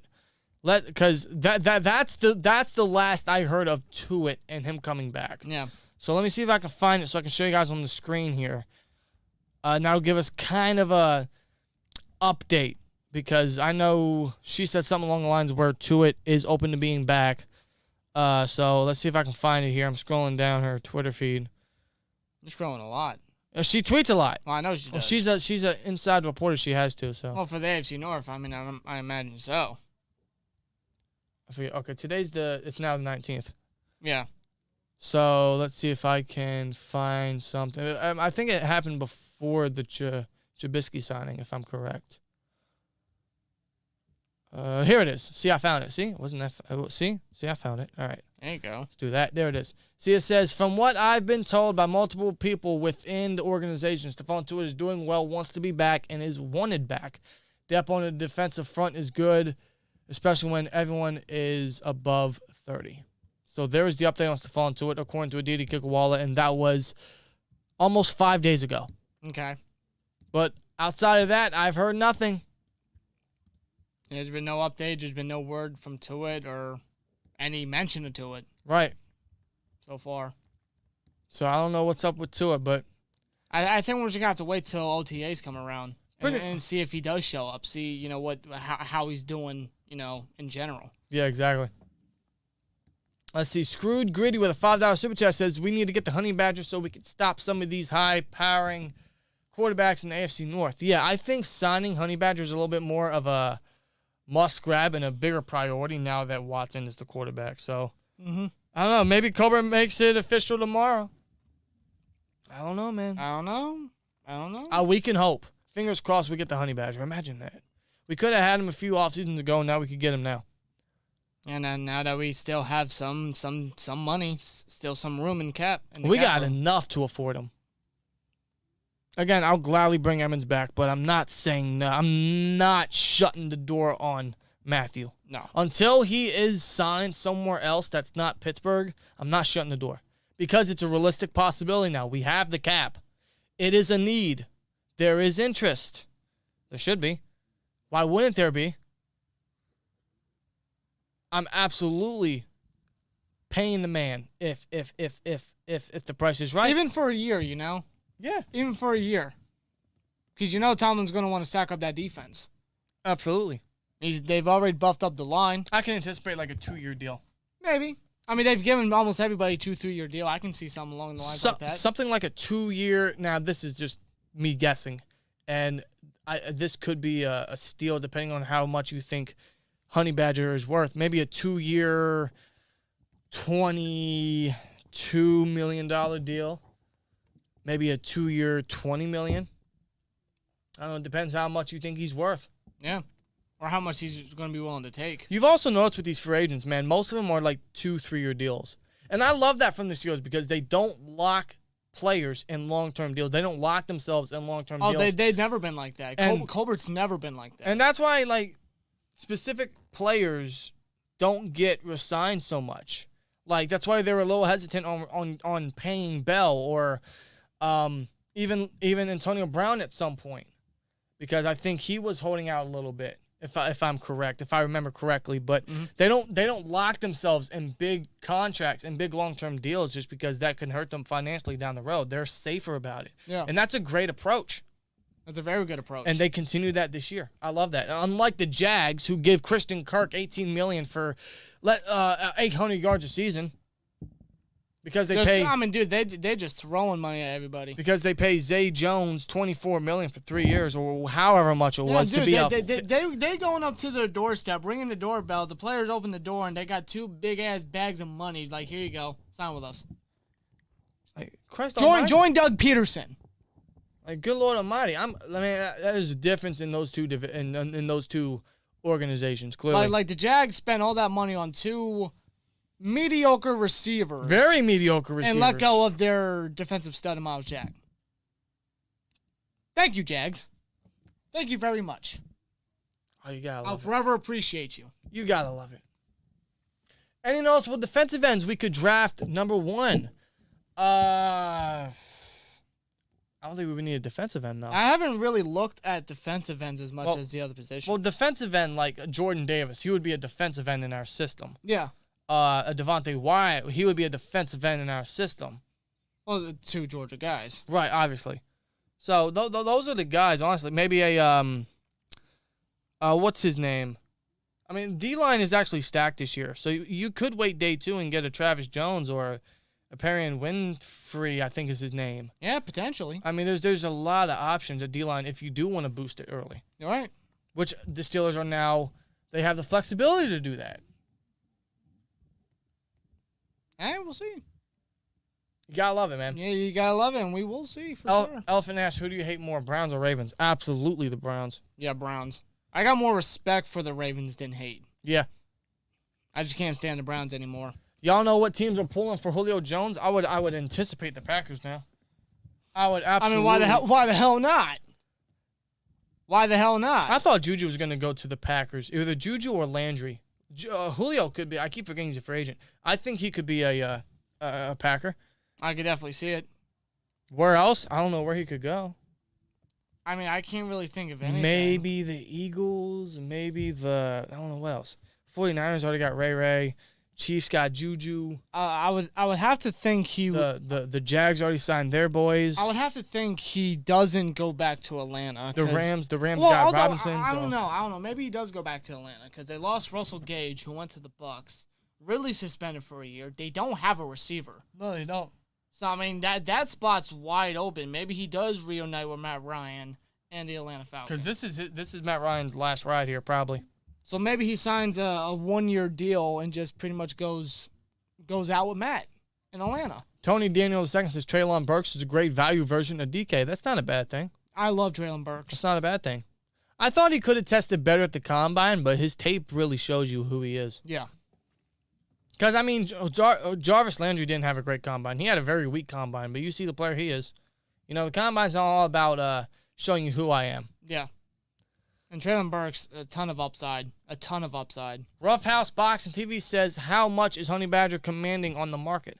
Haven't been hearing anything about his possible price range. I haven't heard nothing. Yeah, same here. I've heard nothing at all. I mean, I know Jordan Davis got a good deal. Justin Reed got a good deal. Who else? I know Logan Ryan just signed with the Bucks.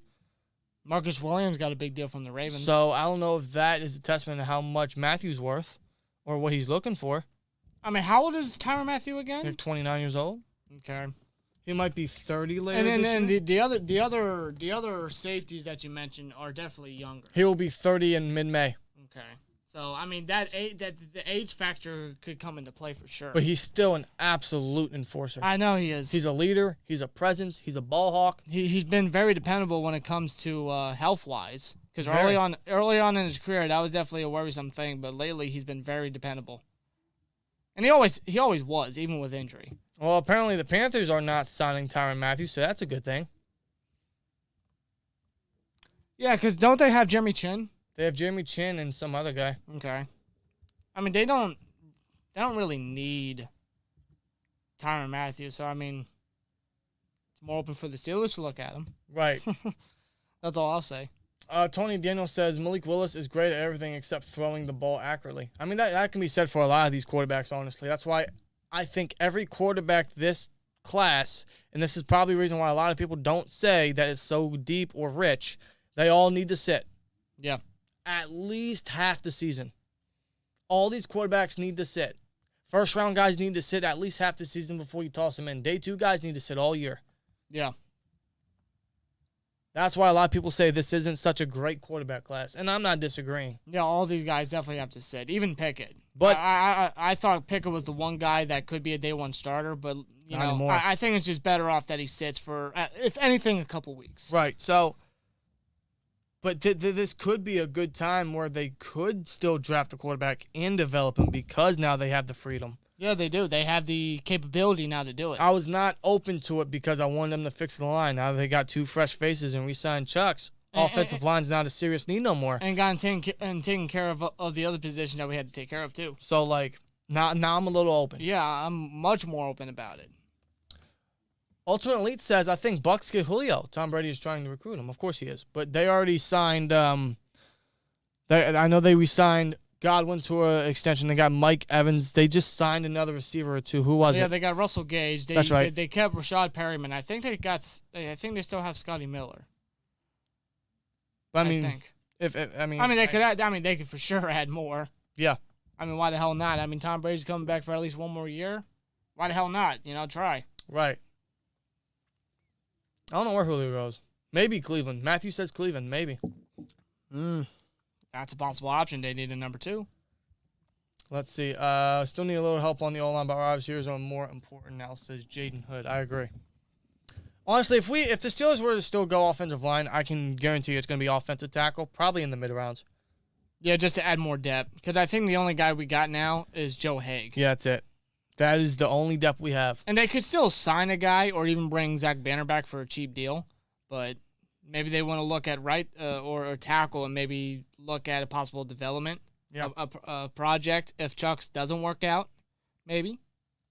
That's why this 1-year prove-it deal for Chucks is good because it's cap-friendly. It gives him 1 year to prove himself, but maybe he's draft a guy to develop.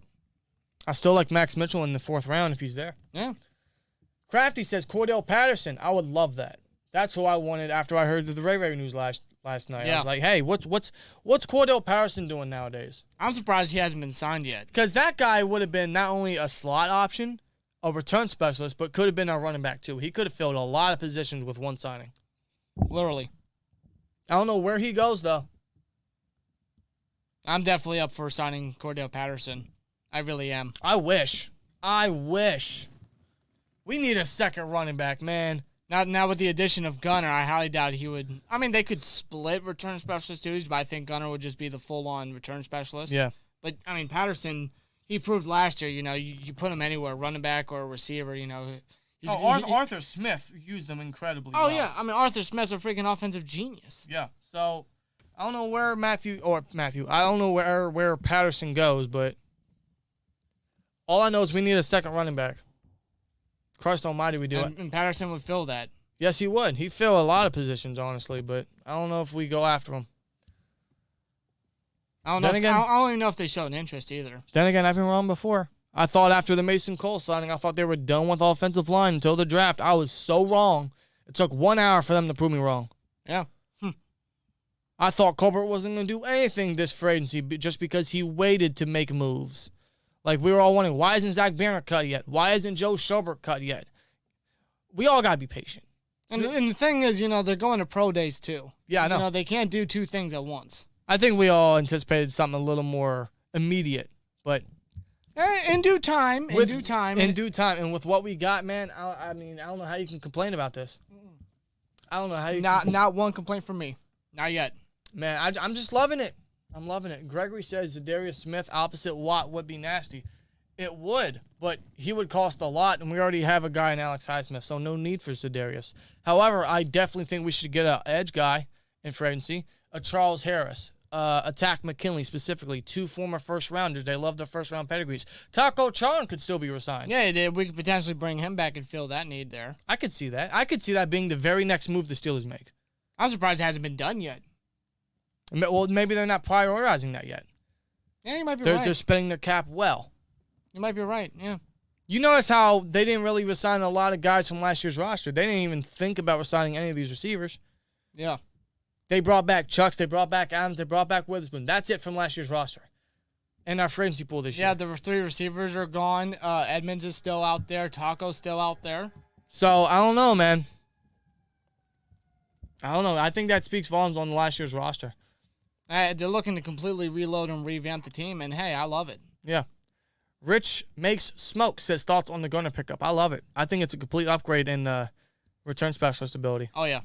Oh, yeah. AK with a mock draft puts first round Chris Olave, second round Leo Chenal, third round Kellen Desich, fourth round Neil Farrell Jr., sixth round Josh Rivers, seventh round Jack Jones, and DJ Dale. Alrighty. That's good. Olave would be nice. Leo Chenal, I'm not as high on him as many others. Personally, I think he could be a nice 3-4 edge guy to drop into zone coverage if needed to. I don't think he's an inside guy at the next level. I will say that speed and athletic ability is definitely intriguing. That's why I think he has the ability to be an outside guy. Like an edge guy. I forget, how tall is he? Definitely over 6 foot, I believe. Oh, obviously. How tall is Chenal? I know he's an athletic monster. I'm not denying that. He's probably the best blitz/run defender in this draft class when it comes to linebackers. I am not denying that. But I think he'd be best as an edge guy, to be real with you, just because I don't know if his coverage ability is going to come up to par as an inside guy. I could be wrong. And the Steelers have shown interest in him from Wisconsin. TJ was at his pro day because they come from the same college. Yeah. I'm not ruling him out. But I personally think he'd be an edge guy at the next level just based on his athletic ability and his blitz ability and his ability in the rushing attack. I don't think he has the coverage ability to be an inside guy. Lufu says, I like Kobe Bryant in the 4th. I would love that. That'd be a steal. Kobe Bryant in the 4th? Absolutely. That would be a steal. I think his stock's risen to maybe late 3rd. But if he's there in the 4th somehow, I mean, it would be very hard to pass up on him. Absolutely it would. Where are we on the chat? Let's see. Yeah, that guy, Gunner, his film looks good. Has 130 yards on punt returns against the Chargers last year in one game. Yeah, he's a freak, including one with a touchdown. Yep. Gunnar Olszewski is a very quiet acquisition for the return game, man. He's a very proven return specialist. If you prove your case with the Patriots at return specialists, on special teams, then tell you what, white boy can run. Yes, he can. Patterson needs to go to the Raiders. I could see that. Maybe. He doesn't fit at running back because they already have a stacked running back group, but I could see that. Jaden says we need a quarterback, but I want us to draft one next year because next year is a bigger class of quarterbacks. I agree. I would agree. What do you think happens to Edmonds? Ultimately, if I'm being 1,000% real with you, I would love the Honey Badger, but I think Edmonds resigns with the Steelers. Otherwise, I don't know where he goes. Maybe Philly. Well, I don't know because I know they just re-signed Anthony Harris to a 1-year deal. And they still have Kayvon Wallace. I know that, but it's still... Maybe they put him at linebacker because they lost Alex Singleton. Who? The Eagles. Because Singleton, I know he's not really a dependable starter, but they did lose Singleton to the Broncos. I don't know. So maybe they make that possibility. Well, they have 3 first-rounders. They're drafting one of the top 2 linebackers with one of these picks. Yeah, you're right. N'Kobe Dean potentially, Devin Lloyd. So I don't know where Edmonds goes if it's not the Steelers. But ultimately, I think he does come back to the Steelers. Yeah. Nico B says, how would y'all feel if we get Sky Moore in the 2nd round? I would be absolutely ecstatic. I'd love it. I would love it, and it makes all the sense in the world for him to be a Steeler. Just his high school, connection with his former teammate, Mike Tomlin's son. Dino Tomlin, man. He was a wide receiver. Sky Moore was the quarterback. Sky Moore's only played receiver for 3 years and is already so far along as a route runner. So far along with hands. And, of course, he has the speed we need. And he's a perfect slot weapon. Yeah. Sky Moore would be the dream in the second round. I know we all want a Christian Watson and his freakish athletic ability. And maybe you move Chase Claypool to the slot. I think that'd be a mismatch. Yeah, major mismatch. But Sky Moore, I think, would be the more realistic option. Jack Lambert says, been doing mocks. Guess who is there every single time in the third round? Carson Strong. I'm not a fan of Strong, man. I think he's a statue, and I think his previous knee injury is going to affect him in the next level. And I never saw Carson Strong as a first rounder. Maybe he's the weakest of the top 6 quarterbacks. Yeah, at least in my opinion. Maybe at best a late second, but I see him being a late day 3 guy at best, if you ask me. Right. How do y'all feel about trading up to the Jets at 10 if you have a quarterback of choice? Because of the fact that we filled so many positions and we'll still do that because we still have a lot of cap to work with. Yeah. I'm a little more open to it. And because we filled so many needs, we might not need as many draft picks. I'd be a little more open to it. If Malik Willis passes the Panthers, the Giants, and even the Seahawks, I could totally see the Steelers trying to trade up. And I'm not opposed. No, I'm not either. I am not opposed. Or maybe he falls so much down to, let's say, the Chargers pick. Maybe the Saints. Well, yeah, that's what I'm saying. Well, yeah, the Saints are at the 18th pick, and the Chargers are ahead of them at the 17th pick. Just to make sure Willis doesn't go to New Orleans, maybe we don't have to trade so much since it's not that far from 20. Right. Trade with the Chargers and go from there and get Willis there if he falls that much. I could see that. That'd be a little more reasonable. What's wrong with Peppers? He is young and better than Emmons overall. I don't think he's better than Emmons overall, in my opinion. Maybe that's because I haven't seen much of Peters, but I know he's coming off an injury, so that might be affecting his market a little bit. D Hunt 28 says, "What do you think? What do you guys think happens to Hayden?" I think he goes to the Bucs. You think he goes? Sherman's a free agent. They lost Carlton. No, wait, they brought him back. No, they brought him back. Fuck, they might not need. They still got Jamel Dean, and who else they got? Fuck, I don't know. They might bring him in, but Hayden's gonna want to start outside. The Bucs already got 2 starting outside guys. I don't know, bro. I don't really know where Hayden goes. I can't really think of a team off the top of my head. Wherever he goes, I hope he ends his career strong. Maybe Kansas City, because I know Kansas City lost Ward since Ward went to San Fran. I could see that. Maybe Hayden goes to Kansas City. Wrought Iron with a $5 super chat says Collins would be good with Minka, or I wish the Honey Badger. If you're thinking Landon Collins, it'd be solid. I think Collins is more of a linebacker nowadays, kind of like a Mark Barron-esque guy at this stage of his career. But Honey Badger would be incredible. Yeah, that's the dream. That's the dream. Keith Barnaby, I believe I pronounced that correctly. I apologize if I didn't. With a $9.99 super chat says draft Jameson Williams at 20 this year. 2023, trade up for Bryce. Love Williams combo. Repeat Cincinnati method, familiarity, and comfortability. Obviously, we would have to trade 2024 first rounder. Imagine that. Jameson Williams. Like, wow. Jameson Williams, and then you trade up for Bryce Young. Yeah, imagine that. Imagine that. If Jameson Williams falls to 20, it's a no-brainer. It might have to be. Even with his injury, his ACL, I think he tore it in the national championship game against Georgia. But you don't pass on a guy like that. I know the Steelers have done that in the past. That's probably why they didn't take Myles Jack in 2016. But, I mean, someone of that much potential, so much speed, and so much game-wrecking ability, it's so hard to just absolutely say no to that. Yeah, it really is. What about Alec Pierce on day 2, another Cincinnati guy? Maybe. Yeah, it's possible. He ran better than I thought he would at the Combine, so he's a potential option. I know the Steelers are looking at a lot of Cincinnati guys just because there's so much talent coming out that school, so that's another option. That is another option. He's another underrated target, too. That goes to show how stacked this wide receiver group is. Yeah, I like Alec Pierce, so, I mean, maybe. Maybe, I could see it. Steelers should get Cole Beasley as route runner. Running back 2, Todd Gurley or Kenyon Drake, Trey Wans, or Stephon Gilmore corner. I think Kenyon Drake's still with the Raiders. Todd Gurley's out of football, and Cole Beasley I'd pass on. Stephon Gilmore I wouldn't mind bringing in, but I don't know where you fit him with the guys you have outside now. Yeah, exactly.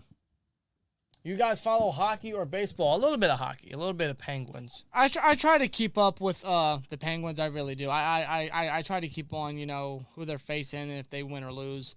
Baseball, I mean, with it coming back, I'm every year I try to get more into baseball and try to keep up with it. And most of the time I forget about baseball. I think just because of so many games and I'm not really familiar with the schedule of the games and everything. But I definitely try to keep up with both the Pirates and the Penguins. Right. How about Ojabo getting injured? Yeah, he got hurt at his pro day. David Ojabo. Is there any update on him? I don't know. I'm gonna search that up. But I didn't hear any update outside of the area. When he went down, it was actually like very quiet. Like everybody was worried. Well, I know the Ravens were probably eyeing this guy because they need an edge rusher opposite of away. So that hurts. It does hurt. That absolutely hurts. That's unfortunate. Yeah, I haven't really seen any update, but hopefully he's good. Oh, for sure. Hopefully it was anything. Hopefully it's just nothing but a scare. Really. Right. He's a hell of a talent, hell of a pass rusher. Gregory Hulk says, I wish everyone would quit hoping for older free agents. The Steelers are not contenders in 2022, so we build with players at 28 or younger, and that's exactly what they did. All the guys we signed were 3 2-year deals, including guys we brought back. Yeah. Exactly, bro. Well said. Emmons is a better fit price-wise? I think so, yeah. That's kind of why I do want Emmons coming back. But I'm not saying no to Honey Badger. Yeah, exactly. I mean, how could you? How far do you think the Steelers going this year? Eesh. I haven't really thought about that. 7th seed, at least. If they get the 7th seed, that's a home run this year. See, after what Colbert's done so far, it could very well still do with a free agency still remaining in the draft. It's definitely a lot better than what I imagine. At least the team is. I would probably have to agree. I think they're more than capable of obtaining at best a 7th seed and potentially maybe a playoff game. Right. Potentially, especially looking at the schedule of our opponents, it's not that bad. It just depends on how the Steelers really perform on the team. But with how Colbert has been able to add and keep on the defense and add to the offensive line and the offense in general, it's looking pretty solid. Right. It's looking real solid. Right. Let's see. James Cook, Dalvin's brother, 3rd round. Yeah, that I've been wanting to get into the running backs this draft. I am not for drafting a running back this year because I think us drafting depth guys for a running back has not succeeded in so many years. However, there are a few exceptions. And James Cook is one of them. He's probably the best pass-catching back in this entire draft. Mm-hmm. And, of course, he's Dalvin's brother. He has the bloodlines. Yeah. So, yeah, I'd love that. Or a Damian Pierce or a Ty Chandler or who else is there? There's so much other talent. Walker, I think is his name. I forget what college he's from. So, I mean, I wouldn't mind him, but I don't know. Running back round 3? I don't know. Or just day 2 in general because, we drafted Najee round 1 last year. Like, would we want to draft another running back? No, I know we did kind of early. I know we did it with Connor, but that was also because of the uncertainty of Bell's contract situation. Yeah. So, I don't know. That's why I want them to go out and sign a vet guy, like a D, like they did when they signed LeGarrette Blount or D'Angelo Williams. Hey, it's still possible. It's still possible. They can still do it. AK says trade 20th pick to Detroit for their 34th, 66, 177, 181, and 217. I could see us trading back. I'd be open to actually trading back, know that we're more a little wide open, but I don't know if Colbert does that. I don't know. Yeah, he hasn't done it in a long time. Maybe just to add more to our draft capital. Right. Tony, thank you. Kenneth Walker, yes. Round 3? Yeah. Again, I don't know about running back so early, but I gotta come to the understanding that we might actually be drafting a running back. I'm not a fan of it due to our. Now here's a name I'm going to throw out there: Brian Robinson. Okay. Of Alabama. He's familiar with Najee, and he was the backup to Najee before stepping in as number 1, and he was actually pretty good. Yes, he was. So maybe they get that Alabama, running back connection again. Someone familiar in the running back group with Najee with Brian Robinson. Just throwing that out there, Right. I highly doubt it happens, though. See, I don't know. That's why I want us to go after a free agent running back. Who's still available in the free agency pool for running backs? Let me check real quick. Let's see. Wow, Melvin Gordon's still there. Yeah, Melvin Gordon's there. Tariq Cohen, he's there. David Johnson, playoff Lenny's still there. Philip Lindsay would be great. Cordell Patterson. Rashad Penny, Sonny Michel, Carlos Hyde. There's Marlon Mack. Ronald Jones. I mean, there's capable guys we can grab out there. And more than capable guys. And we have the cap to do it. Jerick McKinnon would be great. Or a Latavius Murray. Right. So potentially. There's guys out there we absolutely can get, and we have the cap to do it. It's just a matter if they actually do it. I'm still optimistic that they do, and I would have to think they do. Right. Get a veteran presence in the running back group as well. Right, for sure. All right, let's see where we're at in the chat. Let's see. You don't know where Gilmore would fit. Come on now. He'd be our cornerback 1 with Wallace, Witherspoon, Sutton filling cornerback 2 in slot. Plus, we need quality depth. We still go corner early. Well, here's the thing, though. Let's say we do sign Gilmore, and I suppose Witherspoon would be the starting guy opposite of him. I doubt Wallace would play slot. He'd be depth, but do you put him as depth, knowing he started for how many years? Yeah, and what do you do with Sutton then? Do you put him down as a dime backer? Well, here's the thing. Sutton would be the slot guy. Wallace would have to sit. Yeah, I don't think he would sit, especially starting for 3 years for the Bills. His contract it would allow him to sit. It's not that big of a contract that we're tossing away, but I don't know if he himself would sit. Yeah. He's a starter. A capable starter at that. That's why I don't see us signing Gilmore. Drafting a guy, I absolutely see. When, I don't know. Mm-hmm.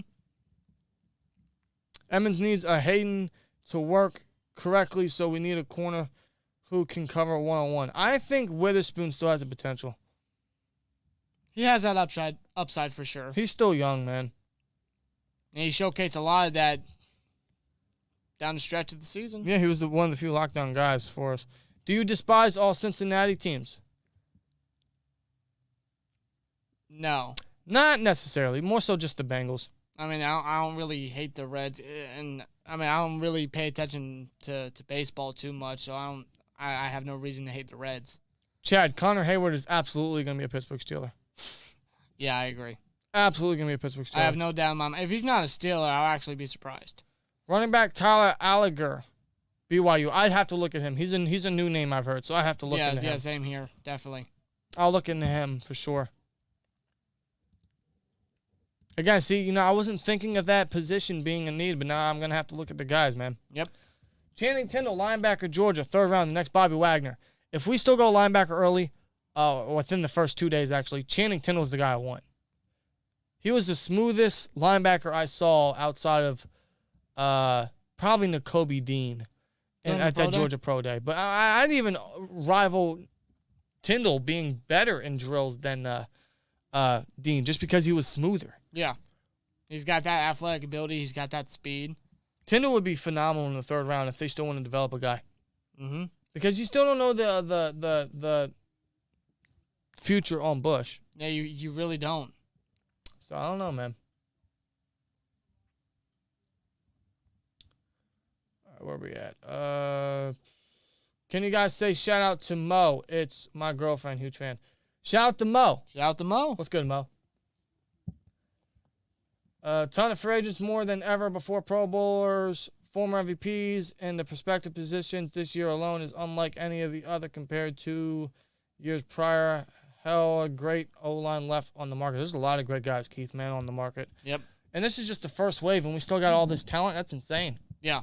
That's insane. Imagine the second wave, man. Probably next week it's all going to happen. And we've seen, like, these blockbuster trades that came out of the blue, out of nowhere. Who'd say that there's much more still to come? We still have yet to see where Baker goes, where Jimmy G goes. Shit, bro. Where Mariota goes. I mean. Yeah. Where are we at? That would be 2 power backs, though. Brian Robb and Najee Harris. It would. Yeah. We need a complimentary change of pace. You guy. definitely do. I agree. I definitely agree. Claude says, how do you guys feel about Jahan Dotson, wide receiver at Penn State? Yeah, Jahan Dotson's great. He's incredibly underrated. I honestly think he's another Chris Godwin. I'm not saying that because of that Penn State connection. He reminds me a lot of Chris Godwin. Jahan Dotson's an absolute freak at receiver. Yeah. And for his size, man, a lot of people say he's like a Deontay Johnson, only with better hands, and I would agree. Dude is a freak. We aren't drafting by need this year. We are drafting by the best player on our board, says Michael O'Malley. Yeah, dude, and that's a great feeling, man. We don't need much need now with what Colbert's done. Mm-hmm. We need Phil Jurkovec for our quarterback next year, says Blackjack Novak. I could see that. And then the reason why I could see that is because he's from Boston College, and Dino Smith, Tomlin's son, just transferred to Boston College. Yep. And I think he should have definitely returned. I'm glad he returned to Boston College because he still needs to work up a little bit. Yeah. He's definitely a guy if we don't go quarterback, I'm definitely going to keep an eye on. My only issue with him is he's not as mobile as I'd hope he would be. Yeah. Yeah, that's the thing. That's the thing with him. Yeah. Jason says we need to bring in the Honey Badger. I want to say give it time, but I don't know, man. I don't know. I don't know what they do, bro. I don't know either. I really don't. Armstead staying in New Orleans. Sorry, guys. Is that what's happening? Do you guys have the cap to do that? I'm surprised he's actually still on the market. Do you guys have the cap to afford Armstead? I would have to wonder what his asking price is. Right. Jimmy G's going to stay in San Fran, I would think. You think? They traded up for Lance. You think he's going to sit at least another half the season? Well, here's the thing, though. They didn't release him yet. And if they release him, they're not really going to sustain too much of dead cap. So. Well, I thought it was like $9 million in dead cap. Was it? Something like that. If I read his contract properly. I thought he wasn't supposed to. I thought it wasn't supposed to be too much of a dead cap if they were to release him. Or maybe just teams aren't interested at all in Jimmy Garoppolo when it comes to trade. Actually, you're right. I'm sorry. It would be $1.4 million in dead cap. Yeah, so that's nothing. it wouldn't cost shit. So, yeah, they could just cut him, but they're still obviously looking for trade options. And nothing's happened yet, but that could also mean that no team's really looking to trade for Jimmy with that type of price. Let's say Baker goes to, I don't know, the Colts. Where's Jimmy G go to now? He's not going to the Seahawks. They're not trading within their division. And I highly doubt Seattle takes that freaking money. In San Fran's best case, they got to hope that Baker gets traded to Seattle, and that way they can trade Jimmy G to the Colts as the Colts' last-ditch effort. And the Colts, I think they have the most cap. Yep. They've hardly made moves. I don't think they made any moves in general. Outside of trading for who did they trade for? Didn't they trade for an edge rusher? Wasn't it Ngakoue? Was it the Colts? Where did Ngakoue go? I thought he went to the Colts. No, it was to the Colts for a Rock Ya-Sin. Yeah, that's what it was. Yeah. So that's the only move that the Colts really did. If they were to trade for Jimmy Garoppolo, I mean, they have the cap to afford his contract. Yeah, exactly. What's our favorite cereal? Shit. I'm a Fruity Pebbles guy. Growing up, I always liked Reese's Puffs. I think it might have been just because of the commercial. You know, when you were a child, and you always saw that, Reese's Puffs commercial with the beat and the remix. Yep. Yeah. I would probably say that. I don't really eat too much of it now, though. I was a Fruity Pebbles guy. But I don't eat that sugary stuff no more, man. I've been a little more on the healthier kick, more on the healthy side, like a Special K type shit. Yeah, exactly. Would y'all rather go O-line in the first round or best player available on defense? Best player available on defense. O-line is no longer in need early. It doesn't seem to be. Yeah, I'd probably go best player available for D.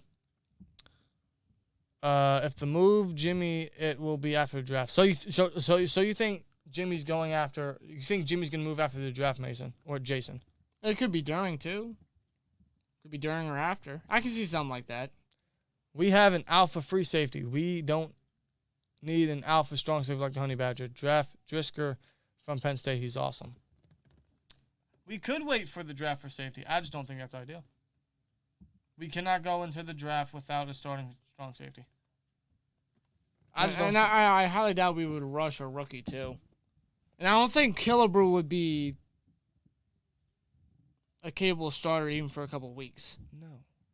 He's a special teams team, but he's not a starting I wouldn't safety. even think about that. It's like starting Jordan Dangerfield all over again.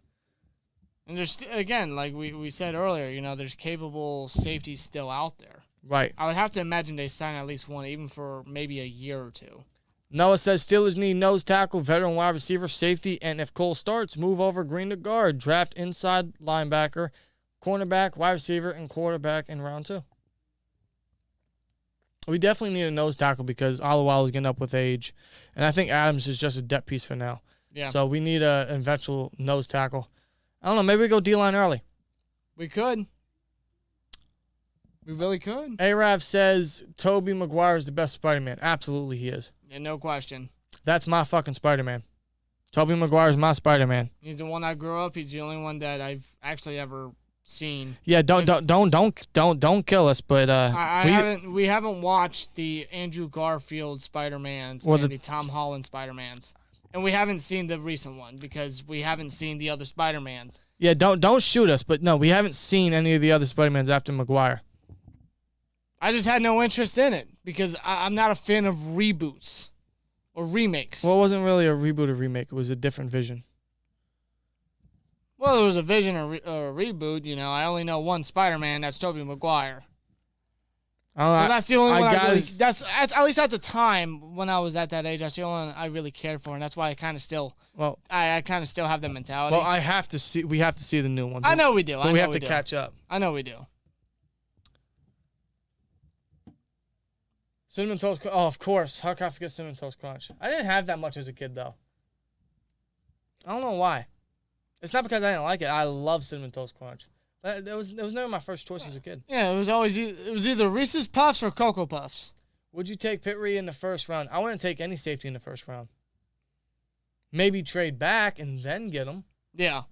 Like maybe early, potentially late first, early day 2. Early second round.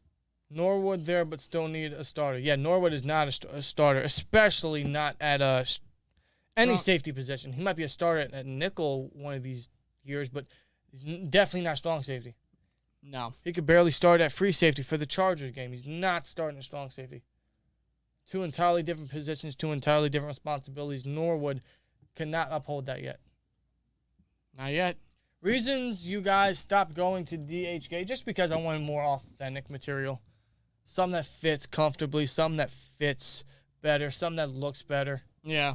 I just felt the ones from DHgate, obviously they're fake jerseys. They're very baggy. They're very low budget. Yeah. Just spend the extra few dollars on, more authentic. Yeah, a few dollars. You mean an extra $100. Yeah, you know what I mean.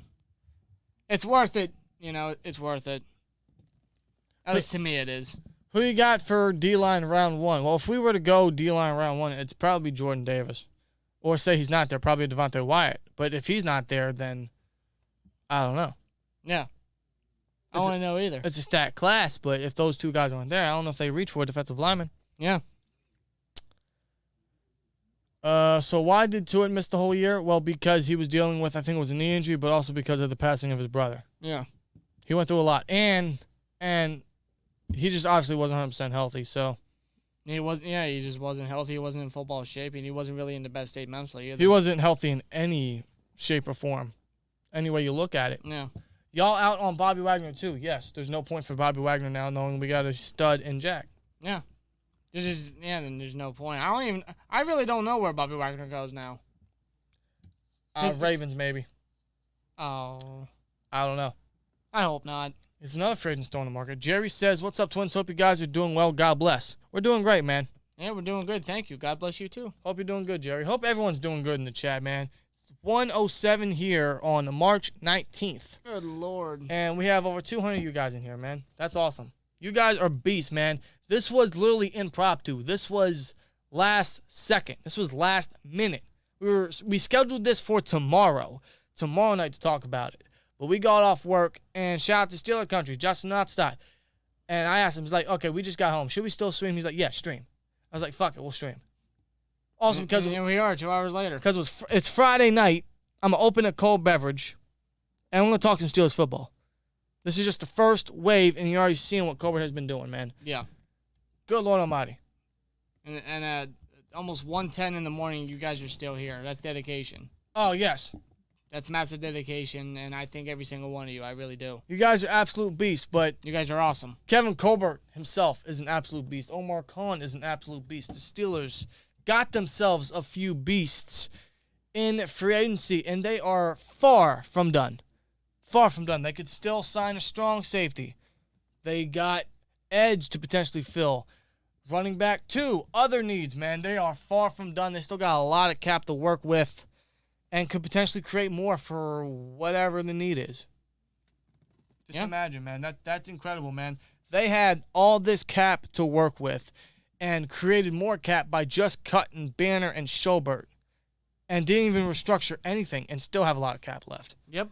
This is what Colbert has been craving for so many years. And in his final offseason, he's got it, and he's going all out. He's going with a fucking bang. You gotta love it, man. All new fresh faces, all new starters for this team. And again, he's not even done yet. No. This is just the first wave. It's settled.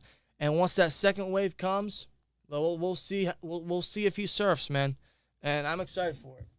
But we've been streaming for over 2 hours. We appreciate all you guys tuning in tonight for pretty much last minute, last second. So we're going to read a few more comments, then we're going to get on out of here.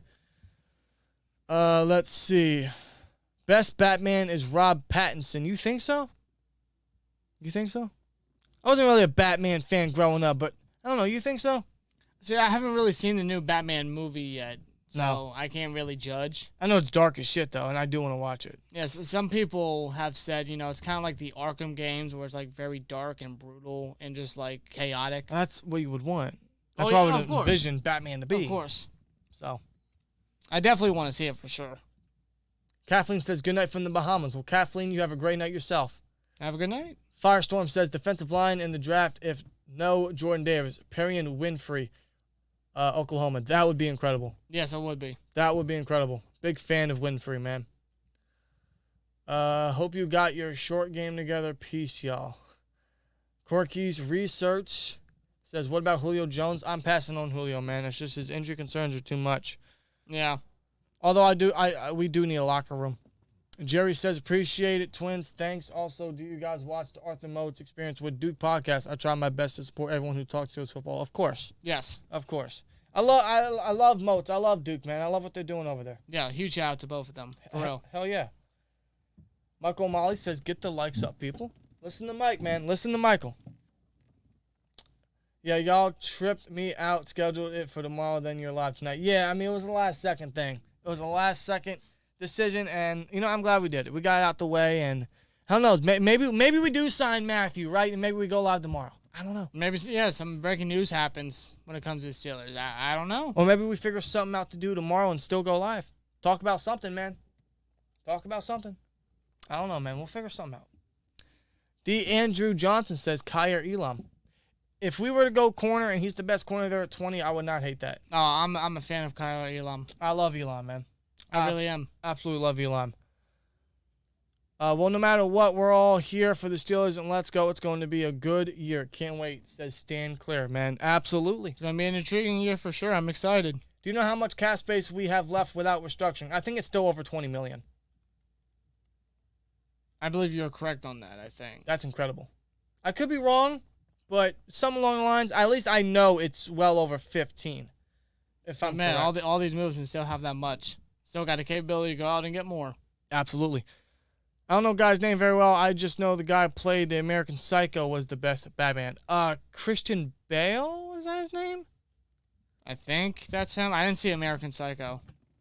I think it was Christian Bale you're talking about. Was he an American Psycho? Yeah, I think he was American Psycho. He was the dude that played Batman in the Dark Knight. Yeah. Yeah, I think it was Christian Bale. You'd probably have to say he's probably the best Batman. I mean, Michael Keaton, way back when, it was really hard to, I guess, just forget Overcome. about. Yeah, I exactly. guess. But, I don't know, Christian Bale, man, I don't know. Yeah. Christian Bale, man, he plays a hell of a Batman. Yeah, I didn't really follow a lot of Batman as a kid, but, from what I've heard. Let's see. Where are we at in the chat? I don't know. Oh, I already read that. My fault. Who do you want the Steelers to get for running back 2? Ultimately, I love playoff Lenny, but I know that's not going to happen. So I'll take Philip Lindsay. I mean, I got more than one option, but I think I will go with Philip Lindsay. Philip Lindsay. Like watching you guys and keep it up. Peace, says Ethan. Appreciate it, Ethan. Hey, peace, bro. Hate says, are you guys excited for the upcoming season long of young talent? And it's going to be a very fun team, elite defense, and good up-and-coming offense. Yeah, very excited. Very excited, and I think this team can remain in contention for the 7th seed. And if that's the case, I consider it a success. Yeah. They are building the team. It is very young, especially on the offensive side of the ball, and that's what you need. Yeah. They build the line, and they're still only going to get younger via the draft. Yeah, they're going to keep it competitive. They're going to keep it challenging. They're going to be a challenging team for sure. And it's going to be really interesting to see how this team does with Ben no longer on the team. You are absolutely just relying on an incredible defense that could get better and a strong rushing attack with now an improved offensive line. To which is a old school Steelers type of style. That's how we succeeded in the past. Keep it that way, man.